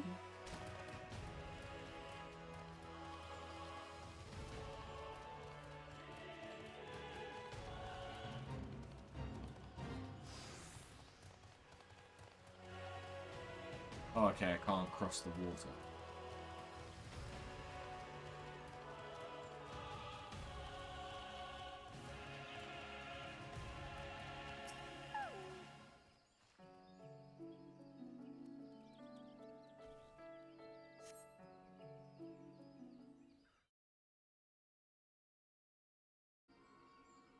Squawk! Get away from there, no feathers. Ask to dismantle. War balloon is. Touch what is ours. You must not. Rights of salvage, yes? Rights of salvage. Enough. So much screeching and cawing when threatened nothing, featherless one has. Squawk! Chief Toloko. Or Tololok? Hold part we sought, no feathers does. Searched through wreckage for nothing we did. Weak-bellied fledgling, calm down you will. Speak with featherless ones, Sezul shall. Could you be artisan? No. Clothing all wrong. Garb for honest work it is not. Raise your weapon not. Ixal we are, but not same kind that attack your tower. Balloon part you took, value to you is little, yes? Have it from you we would. Not by force, no, and not for nothing. We make deal, yes? Inside gates you come, show you our work in return, Sezul shall. But chief, mean to let featherless one inside you cannot. Spread our secrets she will. Squawk! Question chief you will not. Sezul's decision it is. Shut screechy beak before plucked and strung from nearest tree branch. Fierce look featherless one has. Look forward to next meeting, Sezul does. Listen well, no feathers. If chief trusts you betray, Flay skin from worthless bones we shall.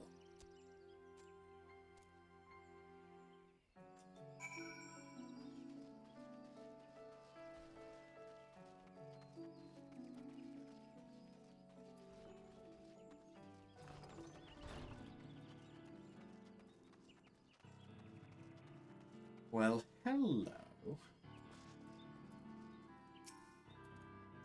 Brave you are to walk into Ixal Den.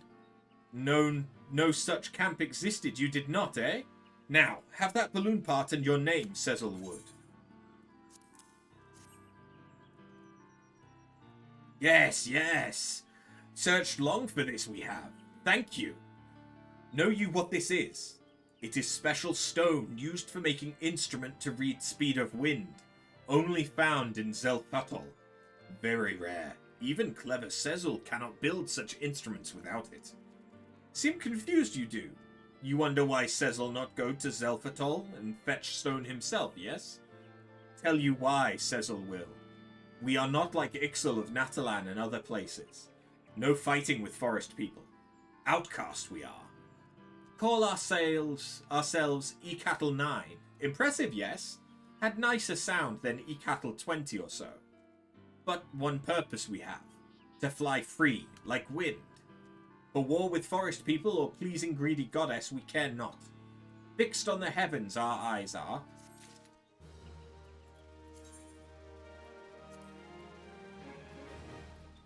And now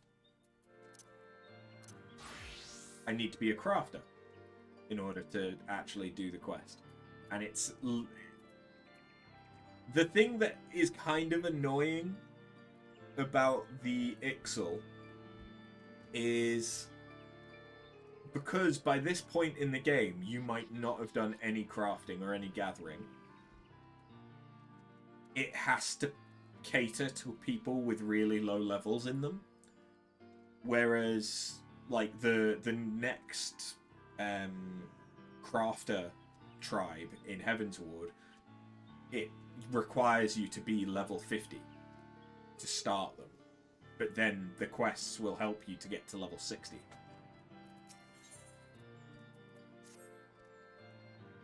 A strange face you make. Burning with questions you are, yes? Make myself clear I did not, eh? Only natural your suspicion is. Many Ixal would simply kill Featherless One and leave corpse for vultures. But think like bird-brained Natlan zealots. Clever Cecil and his crew do not. Endlessly wasteful this war with forest people is. Waste of time, waste of resources. E-Cattle 9 is group of thinkers, of crafters. This place, E-Cattle, is place for building dreams. To fly higher than any other is E-Cattle 9's dream. But before we can fly, make wings we must. Good at making things you are, yes? No goldsmith when see one. Cecil does. Way of moving, way of looking. Clothing had Cecil confused at first, though. Creating much better than destroying, yes? Both Ixal and Featherless One agree on that they can. Have after create something for E-Cattle 9, Cecil would. Build many things we can, but not everything is possible in remote camp. You know of a place called Full Gourd Float, yes? Fine crafting facility they have. Perfect for making airship hull interior components. Sturdy metal frame is component Cecil needs. Support hull from inside and become vessel spine, it will. Placed order for raw materials with Queequern Merchant in Full Gourd Float, Cecil has. After need only speak to Junkmonger. Spend own coin you need not. A surprise for you, Cecil has. Protect and support hands when crafting tricky airship components. Even clever goldsmith need help from time to time, eh? Come back soon, Featherless One. So yeah, they gave me some gloves, which you need in order to craft the stuff for the Ixal. Honestly, kind of annoying. Because you just can't craft them unless you're wearing those gloves. But then it also means that you don't get the stats from the gloves.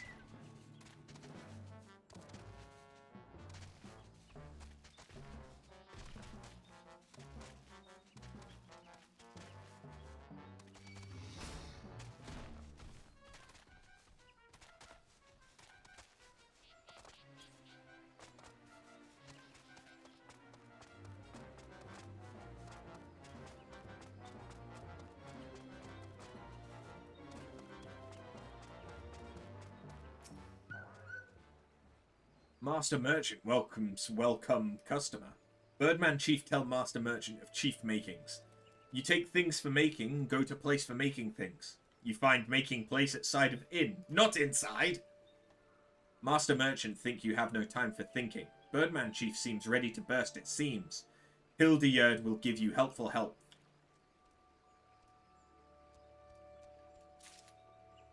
Okay. Suppose I'd better equip the gloves then.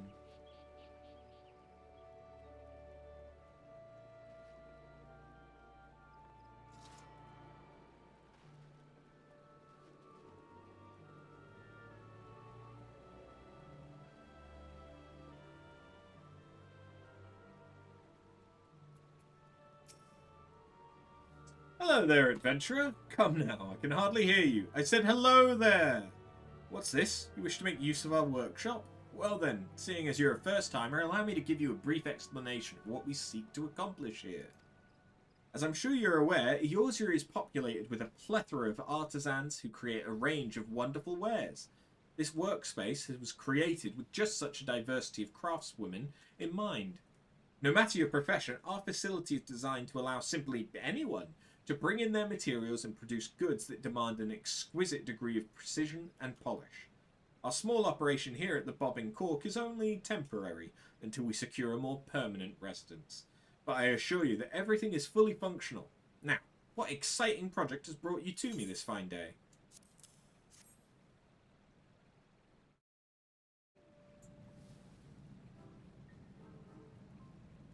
What have we here? Ah, such a strange coincidence that you should happen to arrive bearing the very same rare materials that... Hildegard! Have you any work on my delivery? And who might this lady be? And why does she hold the component materials that I ordered? This is outrageous. You cannot simply swoop in and snatch up the wares I reserved a moon in advance. Please, Master Tataramu, you misunderstand. This adventurer brought along these materials herself. Just brought them along, did she? Poppycock! What would a gill-grabbing mercenary need with airship hull component materials? Only a master engineer with the highest level of skill would be capable of utilizing the potential of such specialized items, and I highly doubt that anyone besides myself would ever use for them. I shall be gracious, however, and allow that you are some manner of artisan. Pray tell, exactly what do you intend to craft with those materials? I am of course ignoring the fact that your efforts will invariably result in a botched job and wasted resources. Master Tataramu, this is hardly gentlemanly conduct. Shall I offer to view the finished product then? Go ahead, madam. Craft your wares and I shall appraise the quality of your work, free of charge. Master Tataramu, I shall become cross with you if you continue in that tone. Here are your materials, miss. I'm sure whatever you create will be absolutely splendid.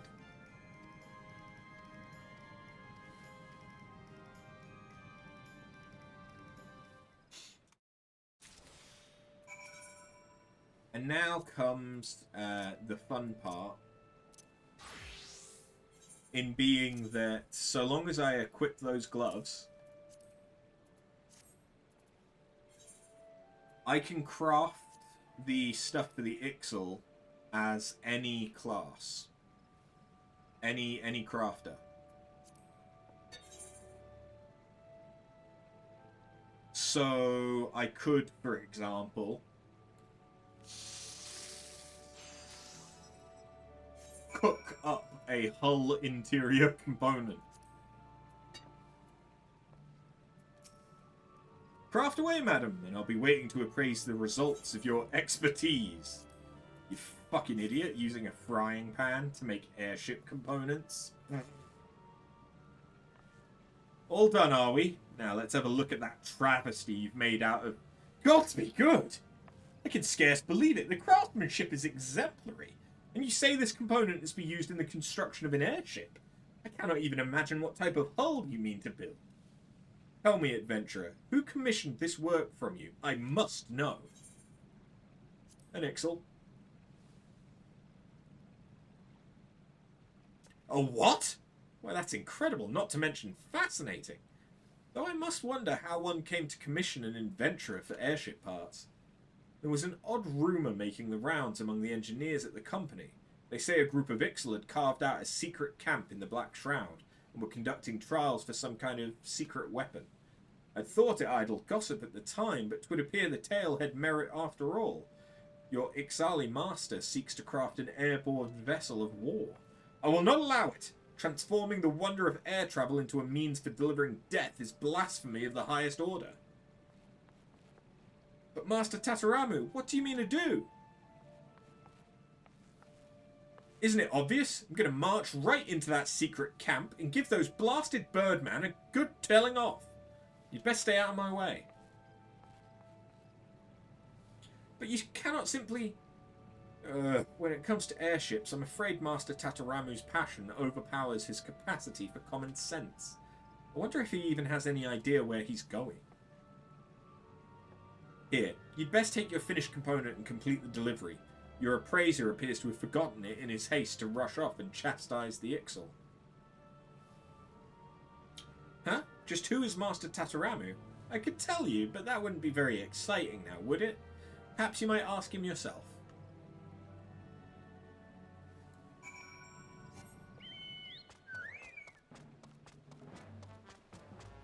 But yeah, that's literally how easy the early Ixal quests are.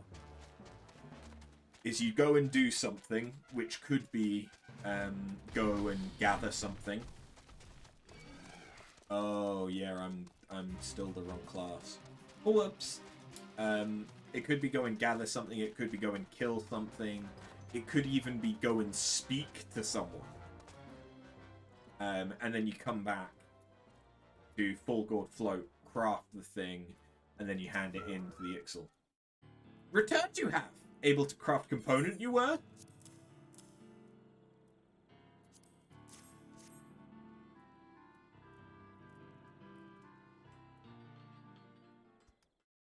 Made this you did? Yes, serve us well this will. Begin construction on hull we can. I finally found you. I never realized just how big this forest was. Who is small, angry, featherless one? Never mind who I am, 'tis you who are on trial here. Are you not the Ixali master who seeks to build a death-dealing airship and bring war and destruction to Gridania? Have you no respect for the virtuous field of engineering you uncouth plan will irretrievably sully? Weapons on an airship? Simply monstrous. Squaw, mind your tongue, you shall. Making airship with weapons, Cecil is not. Been telling tall tales, someone has. Do not try to deny it. I've seen how the Ixal stole our technology to build those horrendous war balloons. Your kind know naught but killing and mayhem. Blather too much, angry one does. See's not enough. Look at design under own feet you should.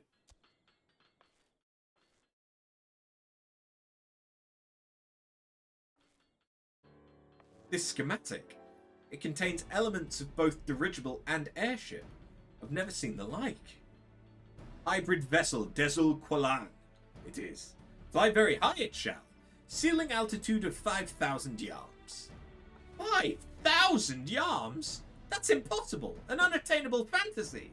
Why, even Master Garlean's enterprise cannot reach such heights. You speak of visiting the heavens themselves. Yes, the heavens. Rap on God's front door we shall. Knock, knock. Ayatalan, floating continent of legends it is. High, high above clouds, place where Cecil's ancestors once lived. Return to Ixal's lost paradise we shall.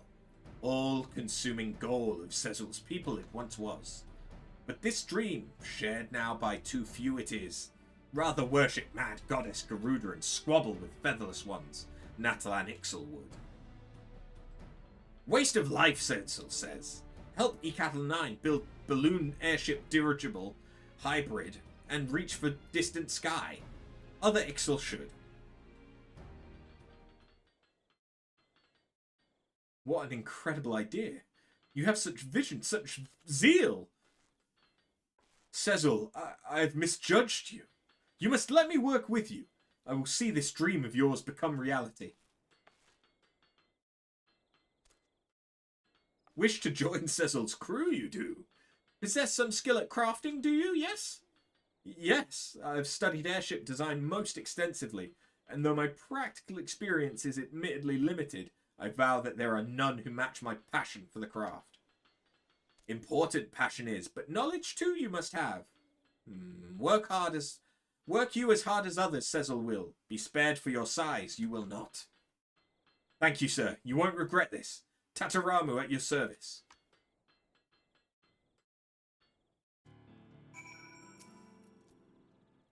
And what of after? Impressed with work, Cecil is. Enjoy crafting with Cecil's gloves, did you? Like second skin, yes? Protect hands, but allow artisan to make delicate and difficult movements they do. Agree to help Ecatl 9 build Dezul Qualan and let after keep gloves, Cecil will. What say you, featherless one? Sprout wings and fly with us, yes? Feathers of spirit we share! Hard to imagine to look at us now, it is. But an age where Ixal flew on power of their own wings there once was. Sad then that wrath of elementals we incurred, Banished from forest and stripped of gift of flight we were. With younglings hatched outside of forest, something wrong there was. Stunted their feathers were, but lose desire to soar Ixal never did. In place of lost wings, great balloons Cecil's forefathers made. Such ingenuity. Seek to continue their legacy Ecatl 9 does. But forgotten joy of crafting own wings, Natalan Ixal have. Grovel instead to goddess they do, grovel and beg. Fools, grant them new wings Garuda never will. Seek only to increase her might, the goddess does. Always more sacrifices, always more crystals. Nothing more than slaves Natalan Ixal are, but not Ecatl 9, no. Soar once again we shall, within Dezul Qualan, our salvation, our waking dream lies. Work hard, and see history written.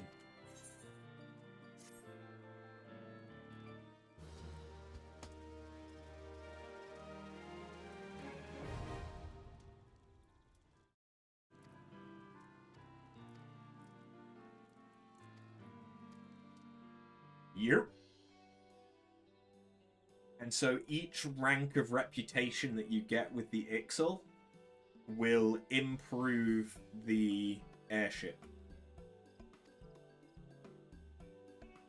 Which is something that usually you will see from the crafting prime. That as you level it up, their home base will look better and better. So, one of the things that you can do for the Ixal is you can also turn in items similar to the Grand Company, and it'll give you some experience. It's really not much, and it'll give you once you've like handed in 3, I think it is, or more, you'll get the reputation as well. But honestly, it's shit. It's much better to just use the Grand Company turn-ins for experience and to instead do the quests, at least from my experience. So yeah, I have 12 allowances and 3 missions that I can accept from them. And because we are now friends, I can also buy stuff from the Ixal. So as you rank up with them, you'll unlock more stuff in the shop, and it can be the way of getting certain mounts that aren't available anywhere else. Some of the Beast Tribe vendors are the only place to buy certain colours of dye. Like, I think it's either the Ixal or the Kobolds that sell black dye, soot black dye. Anyway, I'm not going to actually do the quests because, I'll be honest, they're pretty basic, and I can do them whenever, so I'll probably do them tomorrow. But what I do need to do is go to East Shroud so that we can unlock the Sylph.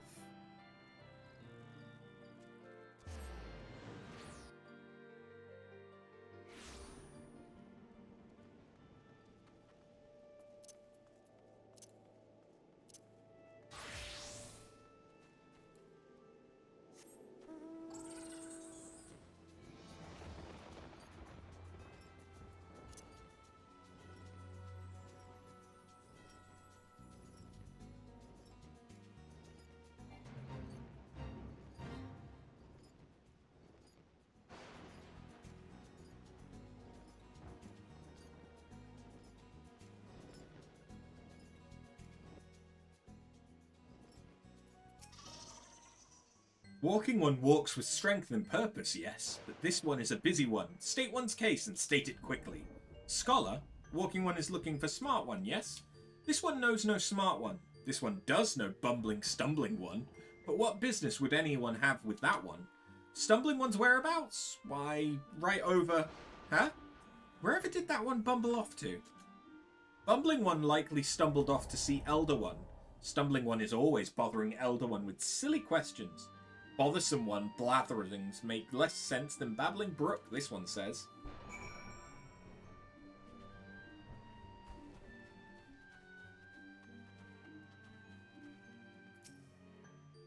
Ah, Brave One returns to these ones. This one is honoured. Word of Brave One's deeds comes often to Little Solace. These ones are honoured to call Brave One friend. Brave One is searching for Scholarly One? Brave One cannot possibly mean that one. This one has met many walking ones, and that one has all the wits of a wing rat. 3 days ago, Witless One stumbled off to the Sylphlands, babbling something about research. This one knows little of research, but this one does know that the Sylphlands are no place for walking ones, and witless walking ones that much the less.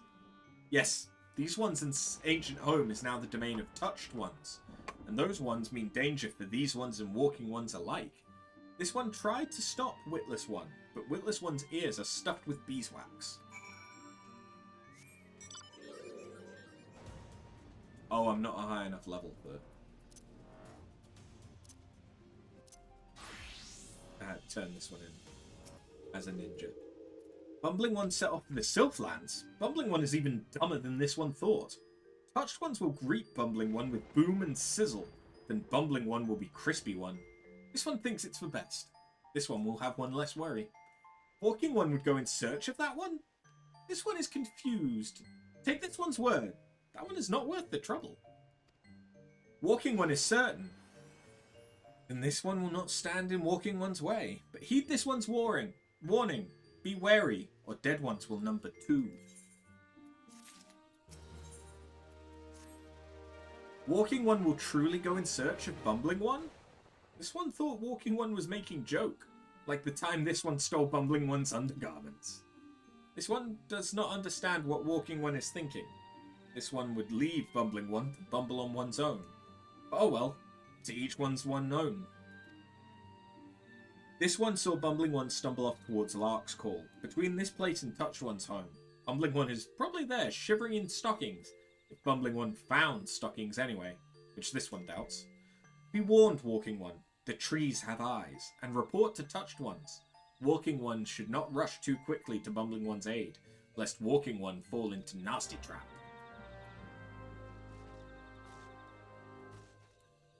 Yeah, they're not the biggest fan of the Scholar.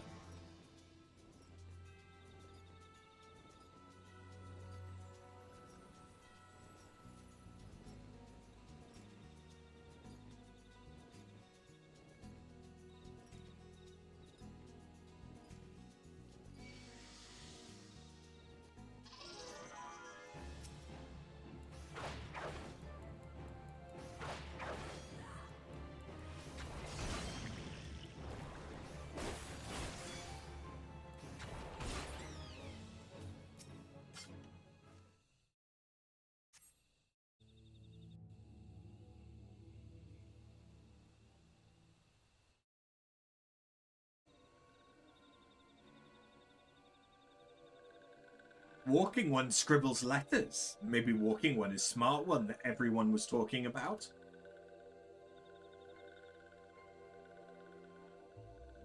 Smart One? Ha! Smart One would not stumble so stupidly into these one's domain.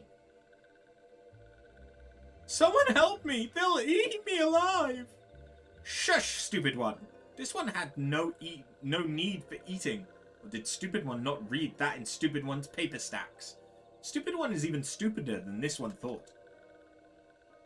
Now answer this one. Stupid One tries to sneak into these one's home and kidnap Chosen One's podling, yes? Stupid One will confess, or Stupid One will be shocky sizzly one. The Chosen One? Podling, what are you... Did this one know it? Or did this one know it? But this one, I was just repeating what you...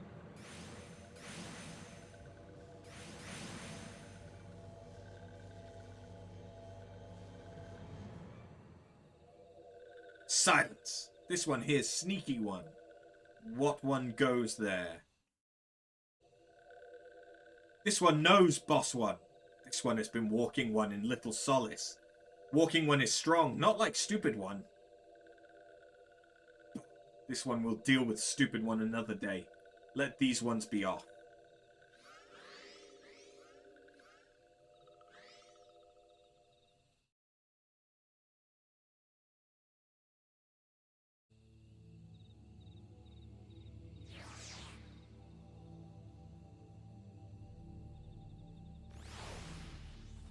Hey, voice. You fucking idiot.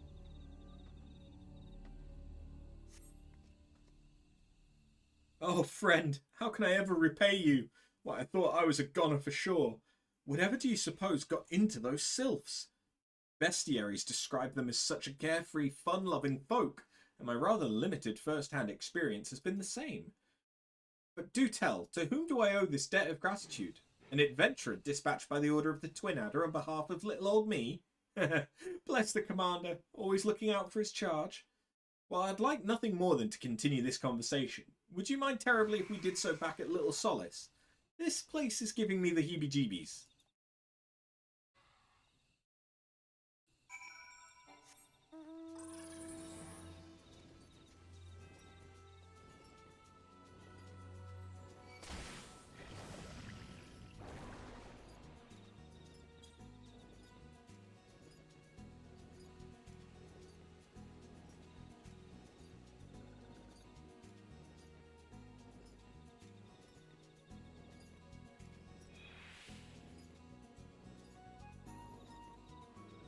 Oh wait, he's here.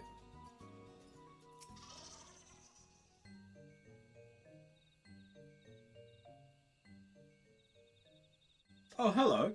I say, it's good to see you in one piece, friend. Oh, but where are my manners? I'm not even properly introduced myself. Voice, Gridania's foremost scholar of Sylphic customs and law, at your service. Well, at least that's what I told the commander when I volunteered for this mission. Just between you and me, I'm actually rather new to the field. But I've long been fascinated by the cute little critters, and I thought this the perfect opportunity to make a name for myself. Which reminds me, I was just thumbing through one of the tomes I borrowed from Stillglade Fane when I came across a particularly fascinating passage of a legendary sylph who is said to possess such power that she controls the very fate of her people. Now, I realise this might sound crazy, but I couldn't help but wonder if this might be the selfsame Chosen One that frightful sylph was... Chosen One. Yes. Well does this one know the legend. Chosen One, the one who embodies the spirit of all the trees that ever have lived or ever will live in these one's forest home. Once every 1,000 years does Chosen One sprout forth, to lead these ones into a new era before returning to slumber, birth and rebirth. Such is the cycle of these one's civilization. 1,000 years, eh? So if the last recorded sighting of the Chosen One was... yeah, that would mean that the next rebirth would occur in a... just give me a moment now. Carry the one and... Elder One, could it be that rebirth of Chosen One is nigh, and Touched Ones are plotting something? Huh, well I'll be. I believe our sylph friend here is the right of it. This one does not like this at all. Something must be done. Something, yes, something indeed must be done. and yet many questions of import remain to be answered, such as where might we find this chosen one, and what is the true nature of the power she holds?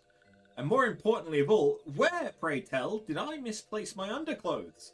I know not if this is related to the coming of the chosen one, but the 12 wood is terribly chilly these days. But regardless, I swear now that I shall remain at little solace until these mysteries are unravelled. It was not by dumb luck that I was chosen for this task. No, the esteemed leaders of my nation knew that. They knew... My, it is rather cold, isn't it? If you'll allow me a moment's respite.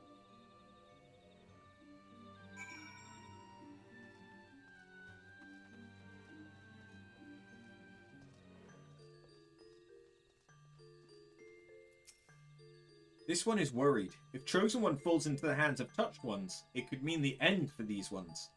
This one must see to the safety of Little Solace. The search for Chosen One, this one would trust a Walking One. Popping One spouts big words, but has not the strength to save these ones. This can be seen by anyone. And so this one turns to Walking One. Will Walking One help these ones? You can count on this one. Thank you, Walking One. Walking One is true friend to these ones. This one will not forget Friendly One's kindness.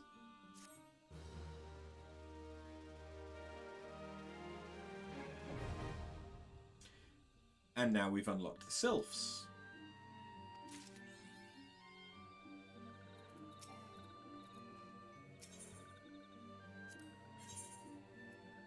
Who sell stuff for the Weaver. Now you may have noticed that there was a currency exchange. That doesn't actually mean anything anymore. It used to. But once you reach a certain reputation with these tribes in A Realm Reborn, from doing their quests, you'll gain a tribe-specific currency. And that currency can be used to buy items that you wouldn't normally be able to buy with Gil. So it can be really, really handy to have. But you just get it passively whilst you're leveling up their reputation. And you'll get enough to be able to buy everything that you could need from them. And then maybe have some left over in case you want to buy some materials and stuff. Commander Swift said he'd assigned someone to assist with our growing Beastman problem. Glad to see the urgency of our situations being taken seriously. Now, as I'm sure the Commander explained, the Amalja activity in the region has grown almost frenzied. Seems like the Lizard Men are determined to carry off every peddler and traveller that tries to pass through southern Thanalan. And I'm not speaking of furtive nighttime raids here. The bastards are striking in full daylight, even against escorted merchant caravans.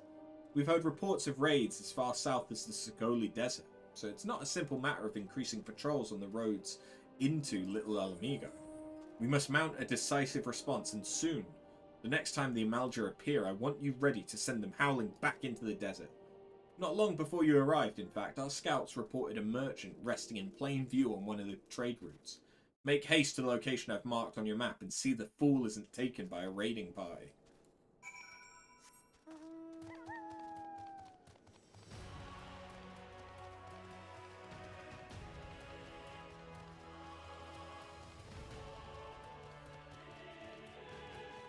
So I already have the mount for the kobolds, which personally is the only mount that I actually care about from the tribes in A Realm Reborn.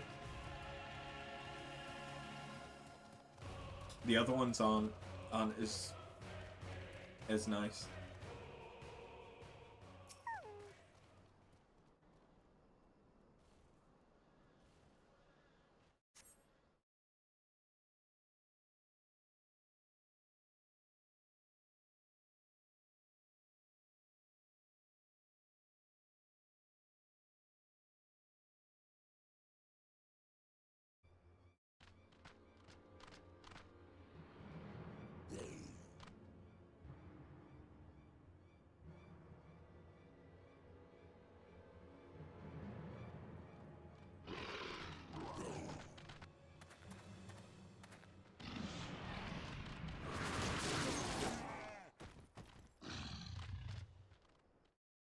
Overconfident fools! You think your raids here go unnoticed? What treachery is this? You are the Brotherhood of Ash? We are. Though we number but few, we shall be your death this day.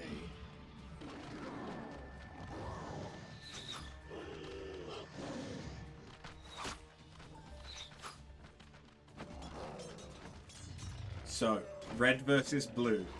Blue are good. Red, bad.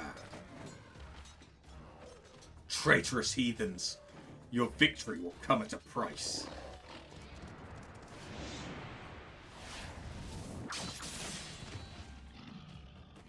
There you go. Princess Mononoke. Attacking when the enemy's back is turned, your ancestors would turn in their graves. And that's also the mount that you get from the Amalja. A soldier's life is one of peril, and the first rule of war is to understand the mind of your enemy, as well as your own. Your presence is noted here, adventurer, but this is our battle. You need not become involved.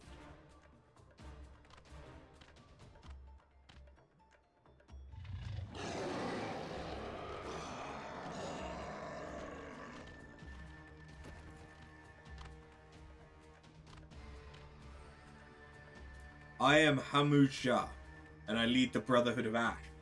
We are what remain now that the all-consuming flames have reduced the rest of my people to unthinking zealots. You interest me, child of Eorzea. Be it fortune or fate, I would not ignore the forces that sought to bring us together. I extend to you an invitation to join us at the Ring of Ash.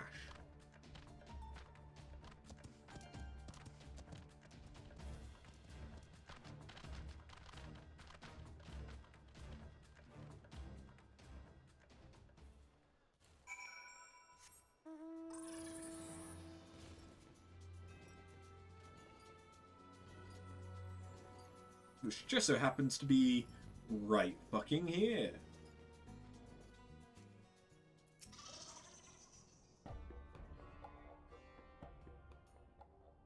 Welcome to the Ring of Ash, adventurer. This place serves as home for our humble gathering of soldiers. My brothers and I ever seek to hone our martial prowess and honor the blood of our ancestors. We keep to the old ways of the desert nomad and of the warrior. To those who are worthy, we show the proper respect regardless of origin. Your aura, it carries the reek of brimstone. Could you be one of the champions said to have laid low the Lord of the Inferno? Then I would have you understand the curse that has befallen our fanatic brethren. They have forgotten the code that governs our people, the glory that comes with a warrior's death. They spirit away the weak and the feeble and offer them up in exchange for the barbed blessings of a hoary god. Day after day I witness the shameful acts of my kin. The honour of the Amalja is a faded, paltry thing, no longer driven by the righteous fortunes of battle. It is these kidnappings that most stoke the flames of my fury. Why, the victims often bear no arms at all. What triumph can be found in such cowardly attacks? We are hunters, my brothers and I, and the fallen Amalja who huddle in Zanrak are prey. If you share my outrage, then I bid you join us in our kin war. No, I will not accept this pretender. You claim to be one of the heroes that felled Ifrit. I've cut down a dozen men who boasted that feat. More likely you slew a guttering fire sprite and convinced yourself it was the king of the seventh hell. I did not ask for your counsel, Lunga. I and I alone make this decision for the Brotherhood. Then you better not stray into the path of my arrows, adventurer. We have too many enemies for me to waste ammunition on puffed-up heroes like you. Forgive this interruption. I shall vouch for the authenticity of your claim. Only one who has faced and defeated Ifrit could have that scent that you do. Past glories, however, will not impress my soldiers. Prove yourself through your actions, and you might find your reception here improved. Our foes are the Amalja of Zanrak. We shall break the fangs that feast on the helpless. Our target is clear, and our resolve unshakable.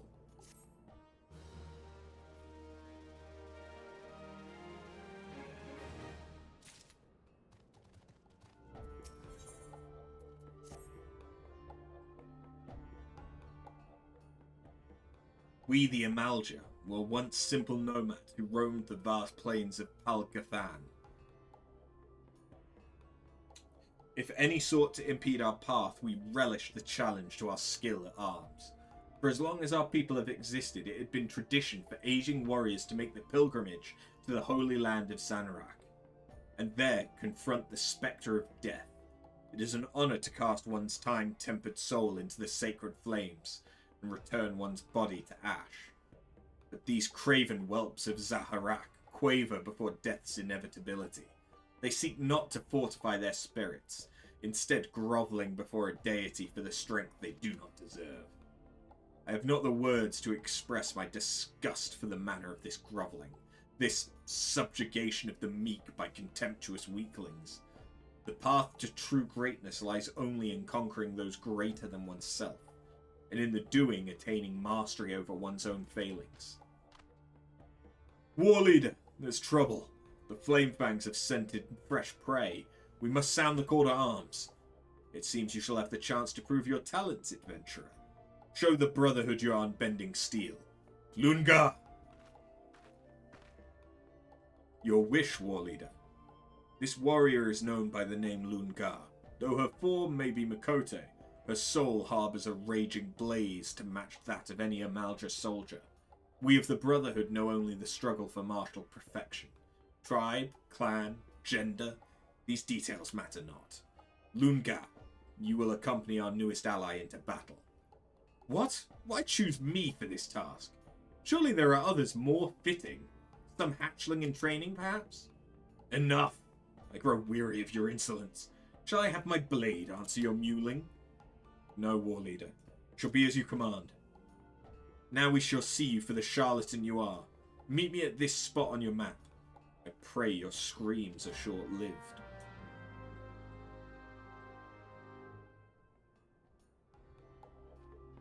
And that armor that she's wearing, that is the light Galirus set. The light steel Galirus. Or the light steel set. I think the Galirus is the chest piece? Specifically?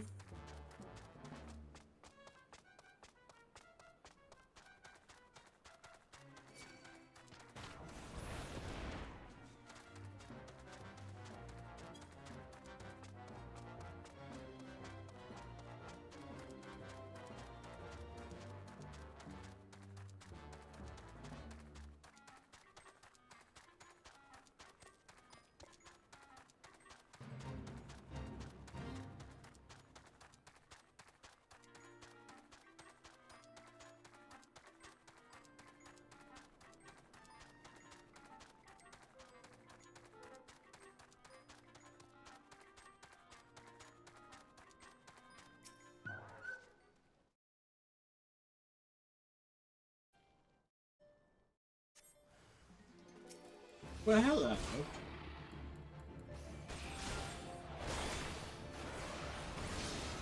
Oh yeah, I suppose I could show you jump. That was jump.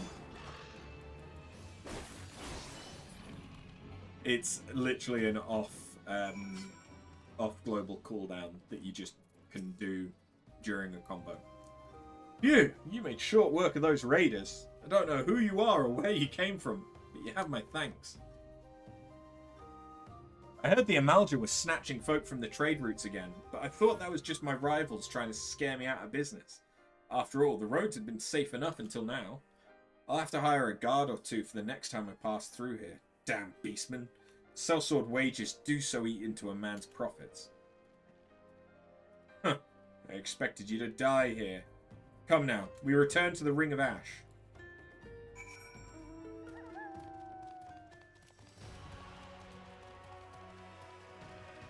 Yeah, so the Sylph, the Amalja, the Kobolds, and the Sahagin are all combat tribes. Which basically means that each mission that I get from them is probably going to be centered around killing something or collecting something that is in a group of enemies. So like, if I'm a high enough level, I can just collect them without having to worry. But if I'm a low enough level to actually aggro the things, I might have to fight them. The Sylph also have... so the Sylph and the Kobolds have a mission type that is delivering something to a location, and it's kind of similar to the egg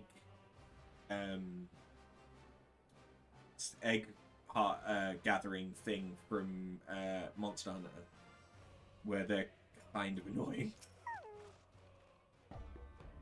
You are no hatchling in battle, that much is obvious. But do not think me so easily impressed. There is yet the question of your resolve. The Brotherhood of Ash is a conclave of elite warriors. Under the command of Hamujah, we wage a war of attrition against the zealots of Zanrak. Those fallen Amalja build altars and pitch camps wherever they please, convincing themselves they are the masters of the Holy Land. It must feel brave indeed to challenge none but the weak and undefended. Recall the raiders you but recently faced. They were members of the Flame Fangs, a faction amongst the Zanrak Amalja that, more than any other, delights in kidnapping. Naturally, they also draw the most ire of the Brotherhood. It is our mission to see their ambitions ground into dust and their leaders slain. Indeed, it is the duty of all who would call themselves true Amalja warriors. And now a warning. Do not seek to meddle too deeply in our affairs. This war is not some distraction to be dabbled in by outsiders such as you. Huh? You think my words unconvincing? You think that I too am no Amalja? To the seven hells with what you think. Go, make your report to Hamujah before he has to find himself a new pet adventurer.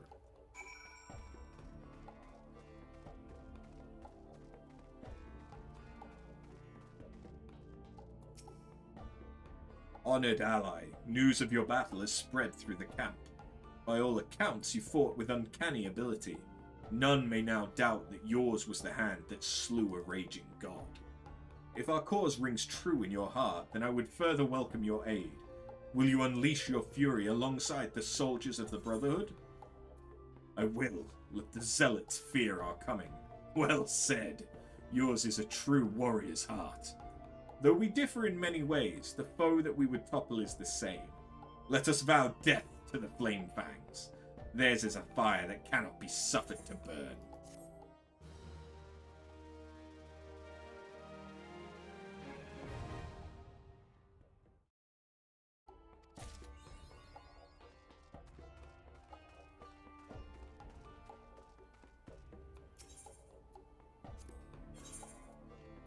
So yeah, they have Blacksmith Star. Alright, do I go for the Sylphs?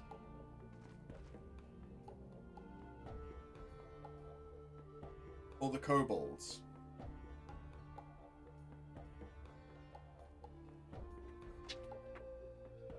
Bear in mind that I already have the mount from the Kobolds. Let's do the Sylphs.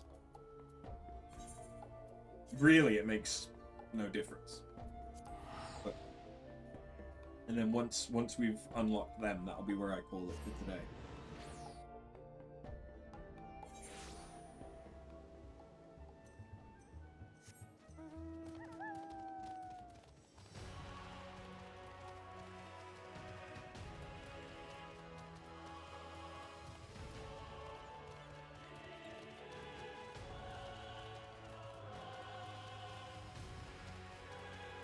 Yeah.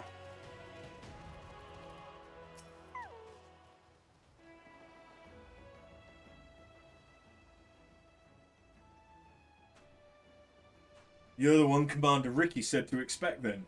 I'm Wilfalk, private in the Commander's foreign levy. As you can see, there ain't much for me to coordinate. The fishbacks made a good mess of that ship. Seems barely a handful of the poor buggers what were sailing on it made it to ashore alive. Where am I? Where's Robin? Where's my son? Now, you just calm yourself down, good wife. We'll have your boy back in your arms before you can spit up another lungful of seawater. The tide's been merciful to a fortunate few like the good wife here and carried them all the way to the beach. Here, you'll be needing some of my medical supplies for the bleeding and the injured. Take a walk along the coast now and help them as ain't beyond helping.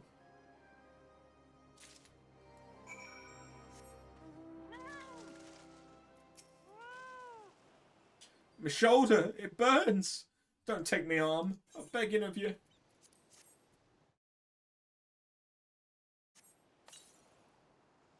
I can feel my fingers again, those gutless fishbacks. They were over the rail and swinging before I could stammer out a prayer to the navigator. I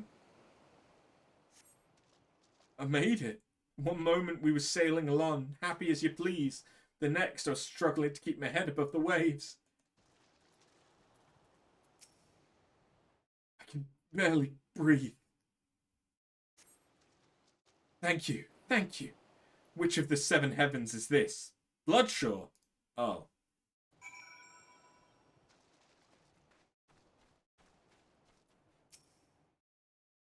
Waves slammed me into the rocks. They cut me up some, I think. Is it bad?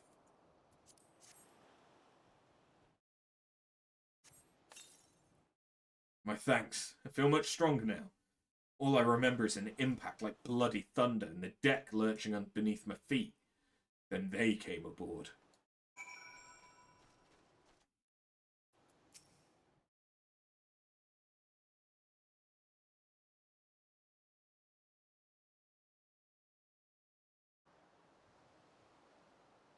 You've saved some lives this day, lass. It's a terrible thing what happened, but you take what solace you can in the little victories. Not that any amount of solace will have me forgiving those blasted fishbacks. You expect attacks on the Navy, that's what we signed up for. But sinking a civilian ship with women and children aboard? The Sahagin have ice water for blood, I tell you. No, not my little Robin. My condolences, good wife. I know how hard this must...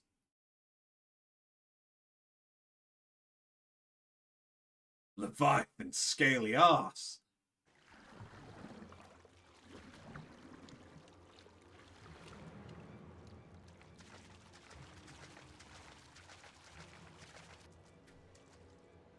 I like how they just kind of popped up. Sahagin here?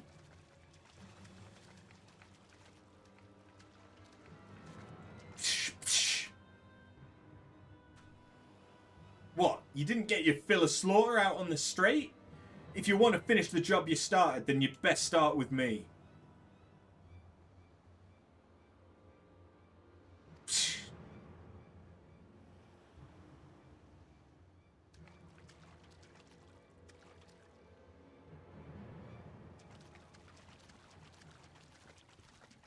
They brought the kid on the boat.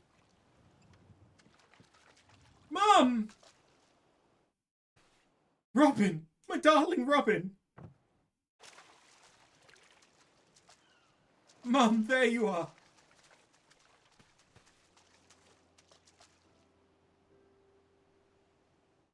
Oh, my dear Robin, you're safe! Thank the 12 above!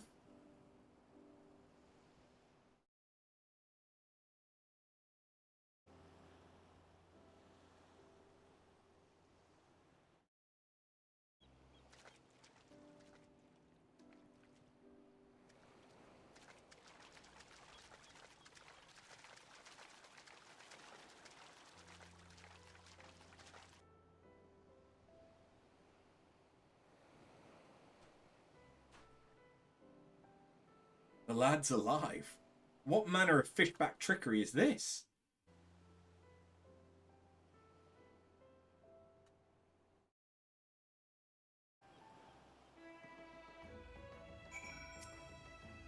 I'm fine if a bit wet. I thought I would sink right to the bottom of the sea, but then some nice fishmen came and saved me. They were not like the scary ones that came after our ship. But the stories say that all the fishmen are nasty. Isn't that odd? Might I ask you a favour? I found this necklace at the bottom of that little boat the nice fishermen used to carry me to the shore. I'm certain it must be one of theirs. I'd take it back to them myself, but I don't think my mum would like that. Could you maybe return it for me? The last I saw, they were swinging towards western Lenosha. That must be where they live. I wonder if their houses are made of seaweed.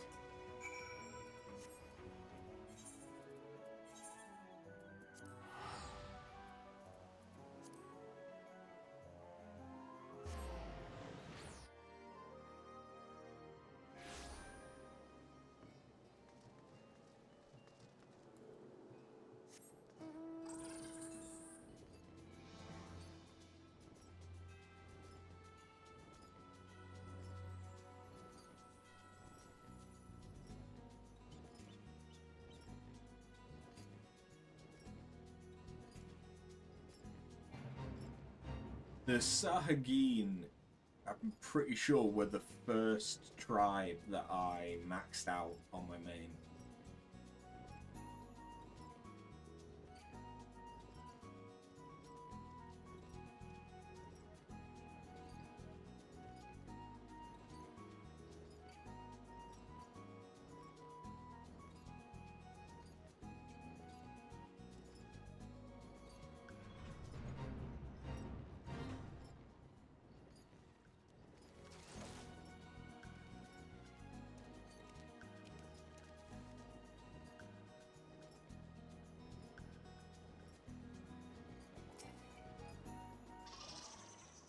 What is the meaning of this trespass?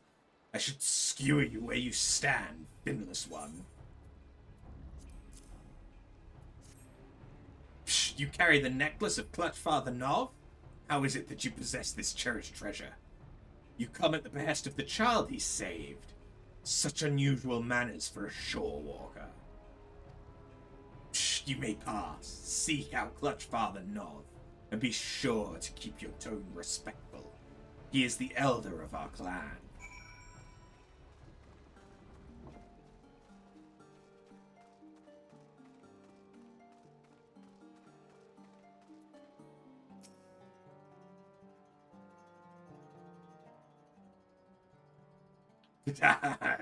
Rare it is to see a shore walker in our midst. I am Nov, Clutch Father to this clan of spawnlings. Ah, the finless child bid you return my necklace, did he? No, I had no special reason for saving the boy. Only that for the Sahagin, as it is for you shore walkers, offspring are considered the most precious of treasures. All that reside here are bound by ties of blood. All are the children of the Clutch Father. Only slightly less precious to me than my spawn is the trinket you bring. It was a gift, commendation from our beloved matriarch. Thank you for returning it to me. We have a saying, the favor of one is repaid by the gratitude of the Clutch. I welcome you to our home. Perhaps a modest banquet is in order. I do not know, however, if our spread will agree with your shorewalker's stomach.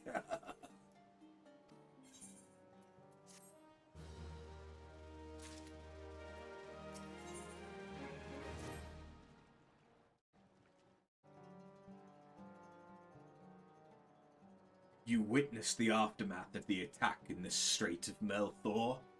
Yes, it was indeed perpetrated by Sahagin. The individuals responsible are called the Coral Tridents. They reside in the Sapsa spawning grounds, and are known among our people as a volatile and fanatical faction. We had hoped to prevent them from ever reaching that vessel, but alas, the current was not in our favor. Foolishness. Their actions only invite further violence through retaliation. And what of Nov and his Clutch, you ask? We live apart from the spawning grounds, and pursue a separate agenda.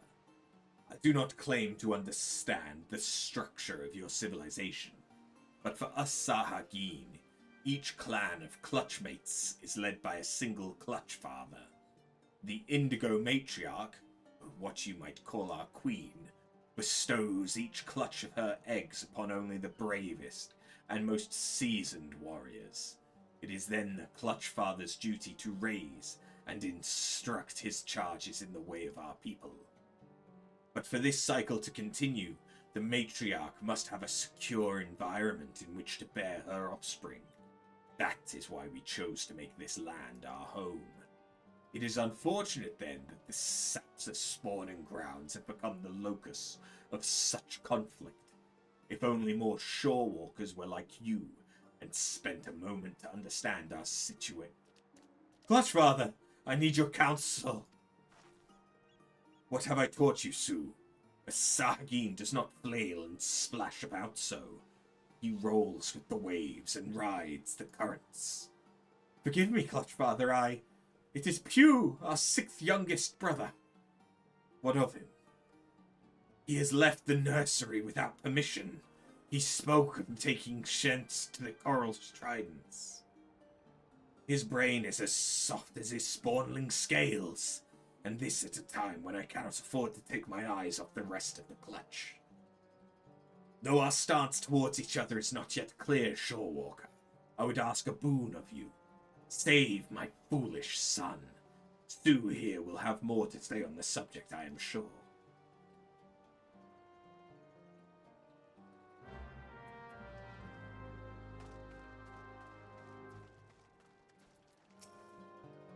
You have no shales, and yet the Clutch Master seems to trust you. I will do the same. As you just heard, my brother Pew has taken it upon himself to educate the Coral Tridents. He is one of our most impetuous spawn brothers, and yet young, he does not realize the peril he puts himself in. The Tridents will not listen to Pew's reasoning. They will laugh as they impale him on their spears. Please bring Pew back safely to the nursery. By now he must be some distance across the land base, closer to North Tidegate. That Sahagin has a lisp.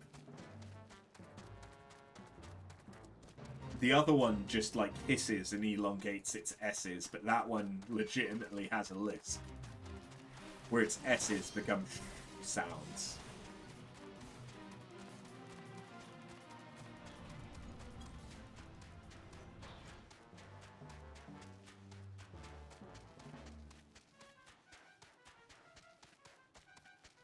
Which is not to make fun of anyone with a speech impediment.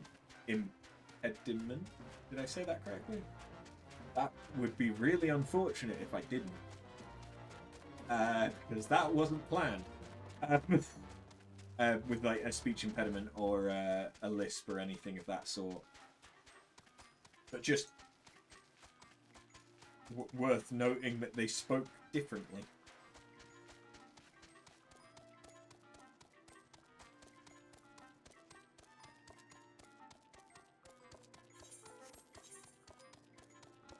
Okay, to be fair then.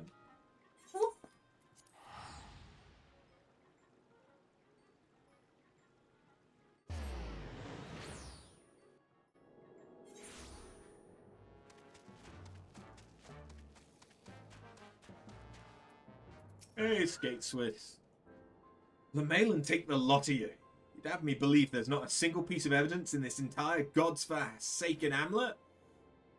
And who might you be? An adventurer come on behalf of old Tracrate? Who said I was looking for help anyway? Tracrate did. I'll have you know, you both know that it's all clear skies and smooth sailing here. Aye, I was just about to file my report to... I ain't fooling no one. A good tons of saltpeter has been snatched from our hands, like as not, by someone who'd use it to sink our fair limpser to the bottom of the sea. I'll share with you what me men have gleaned, though. I'll warn you, it ain't much. This is the quest for the kobolds. Shit. Given the scope of the act, we believe it was a coordinated effort by a well-trained group. What's more, given the sheer speed with which the scurvy thieves vanished from our sight, I reckon that they have knowledge of the passages unknown to us. I had me hopes up that my men would have found something, but they had no such luck. What say you? Care to take a look around and see if you can find the evidence me half-blind and thrice-daft subordinates couldn't? No.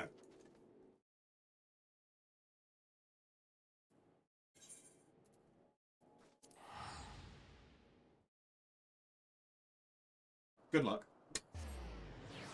We'll come back and finish that off another day. I really need to finish up, but I want to finish the Sahagin unlock so I can start doing their dailies.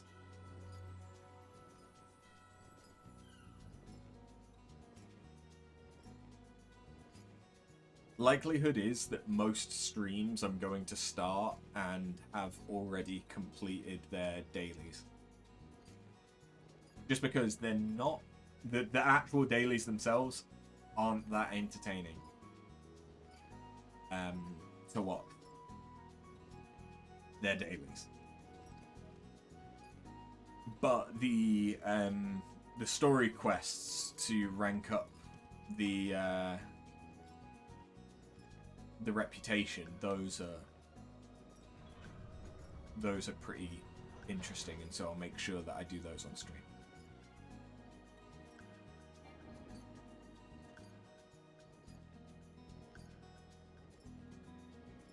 Ah! This concerns you not, Shorewalker. Away with you, finless one.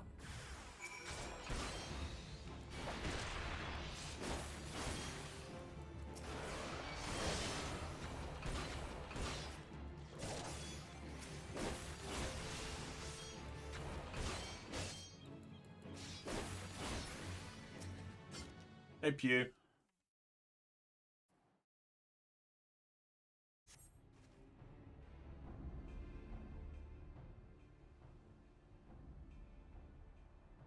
Rescued by a Shorewalker.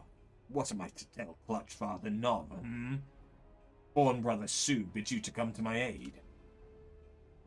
Psh, I do not understand these Coral Trident warriors. I scarce opened my maw before they proceeded to beat me bloody. The Clutchfather always says that the currents of discussion carry us to enlightenment, but it seems the words of a spawnling count for little and less. I simply wanted to put into practice what my clutchmates and I had been taught. Now I surely face a punishment in addition to my beating.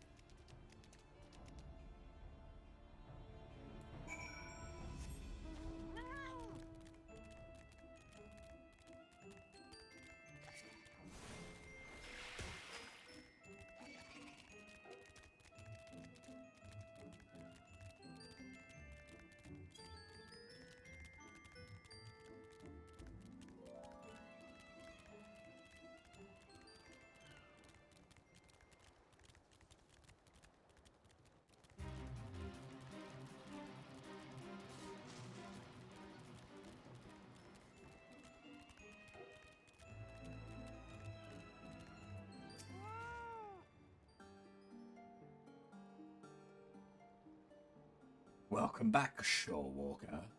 You are kind to endanger yourself. Though you owe us no such loyalty, Pew would be appropriately disciplined for his reckless actions. Now more than ever, the Sahagin must act with caution and wisdom. Many of our people reside peacefully within our city in the Indigo Deep, but our civilization faces a steady and treacherous decline. We must venture onto land to secure spawning grounds to lay our eggs and build nurseries to raise our young. It is an essential element of our breeding cycle, an instinct too powerful to ignore. Our traditional spawning grounds were, however, annihilated in the Calamity. Thus, we were forced to seize this new location, the region the Finless Ones called Western Lenosha. It is not surprising that the Shorewalkers view our sudden aggressive expansion as naught more than an invasion, but this seemingly unprovoked attack on their territory is, in truth, a desperate struggle for survival.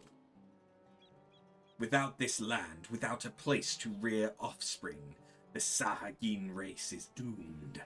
We are in no position to wage war against the Shorewalkers. We must attempt to parley and learn to exist side by side.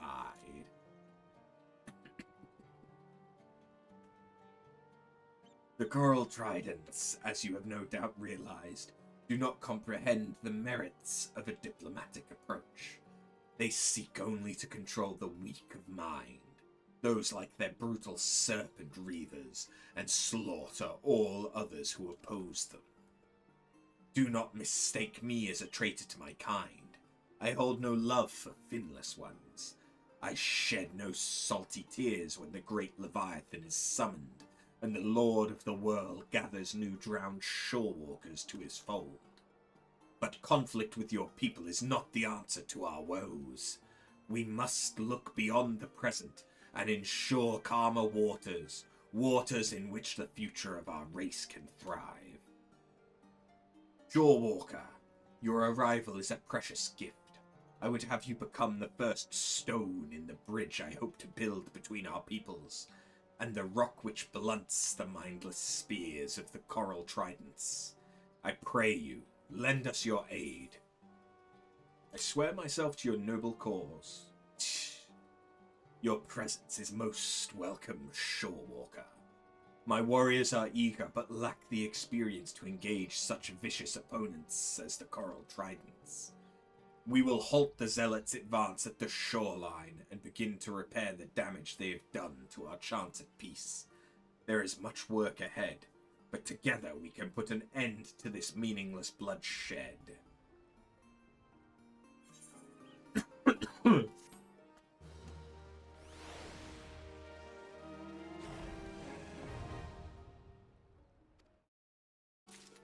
there we go.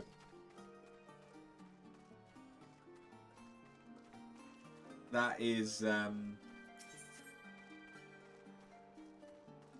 that's 4 of the tribes. The only one we've not done is the kobolds, because these guys have got stuff with culinarian. Although I think most, if not all of this stuff. So the night milk and the sun lemon you can only buy here, as well as the Midland basil and the olive oil. Although these 3 bottom ones, I think, are crafted items. But yeah, if it says shop selling price and then restricted, like this, it means that it can only be sold from a tribal vendor. Although it doesn't say which one, which can be a bit annoying. But that's fine. But yeah, that's going to be where I call it for today, because I'm going to go and spend some time with Neff before it's time for bed. Because I imagine that we're both sleepy bitches. But thank you for watching. We've had a good stream. Jesus. Hello. That's Limsa. Yep. Yeah, we've had a good stream. We've got the last of the jobs unlocked. We've unlocked most, not quite all, of the tribes. And so then tomorrow's stream we will unlock the kobolds, and then we will progress the story. Because as much as I could do the job quests for more of the classes, at the moment I don't need to, because I can just focus down as a white mage. It would be good to do more job quests, but I can wait on doing that. To be fair, who would I want to do first? I'd probably want to do warrior first and monk, because white mage, warrior, and monk were going to be the 3 classes that I focused on before I decided to make this an omni class thing and level everything up. But yeah, until we beat A Realm Reborn, I'm probably just going to focus down with what we have. Like I say, I might do warrior and monk, so that we have one of each of the big archetypes of DPS, healer, and tank. But yeah. Anyway, thank you for watching, and I'll see you tomorrow. Have a good one. Later.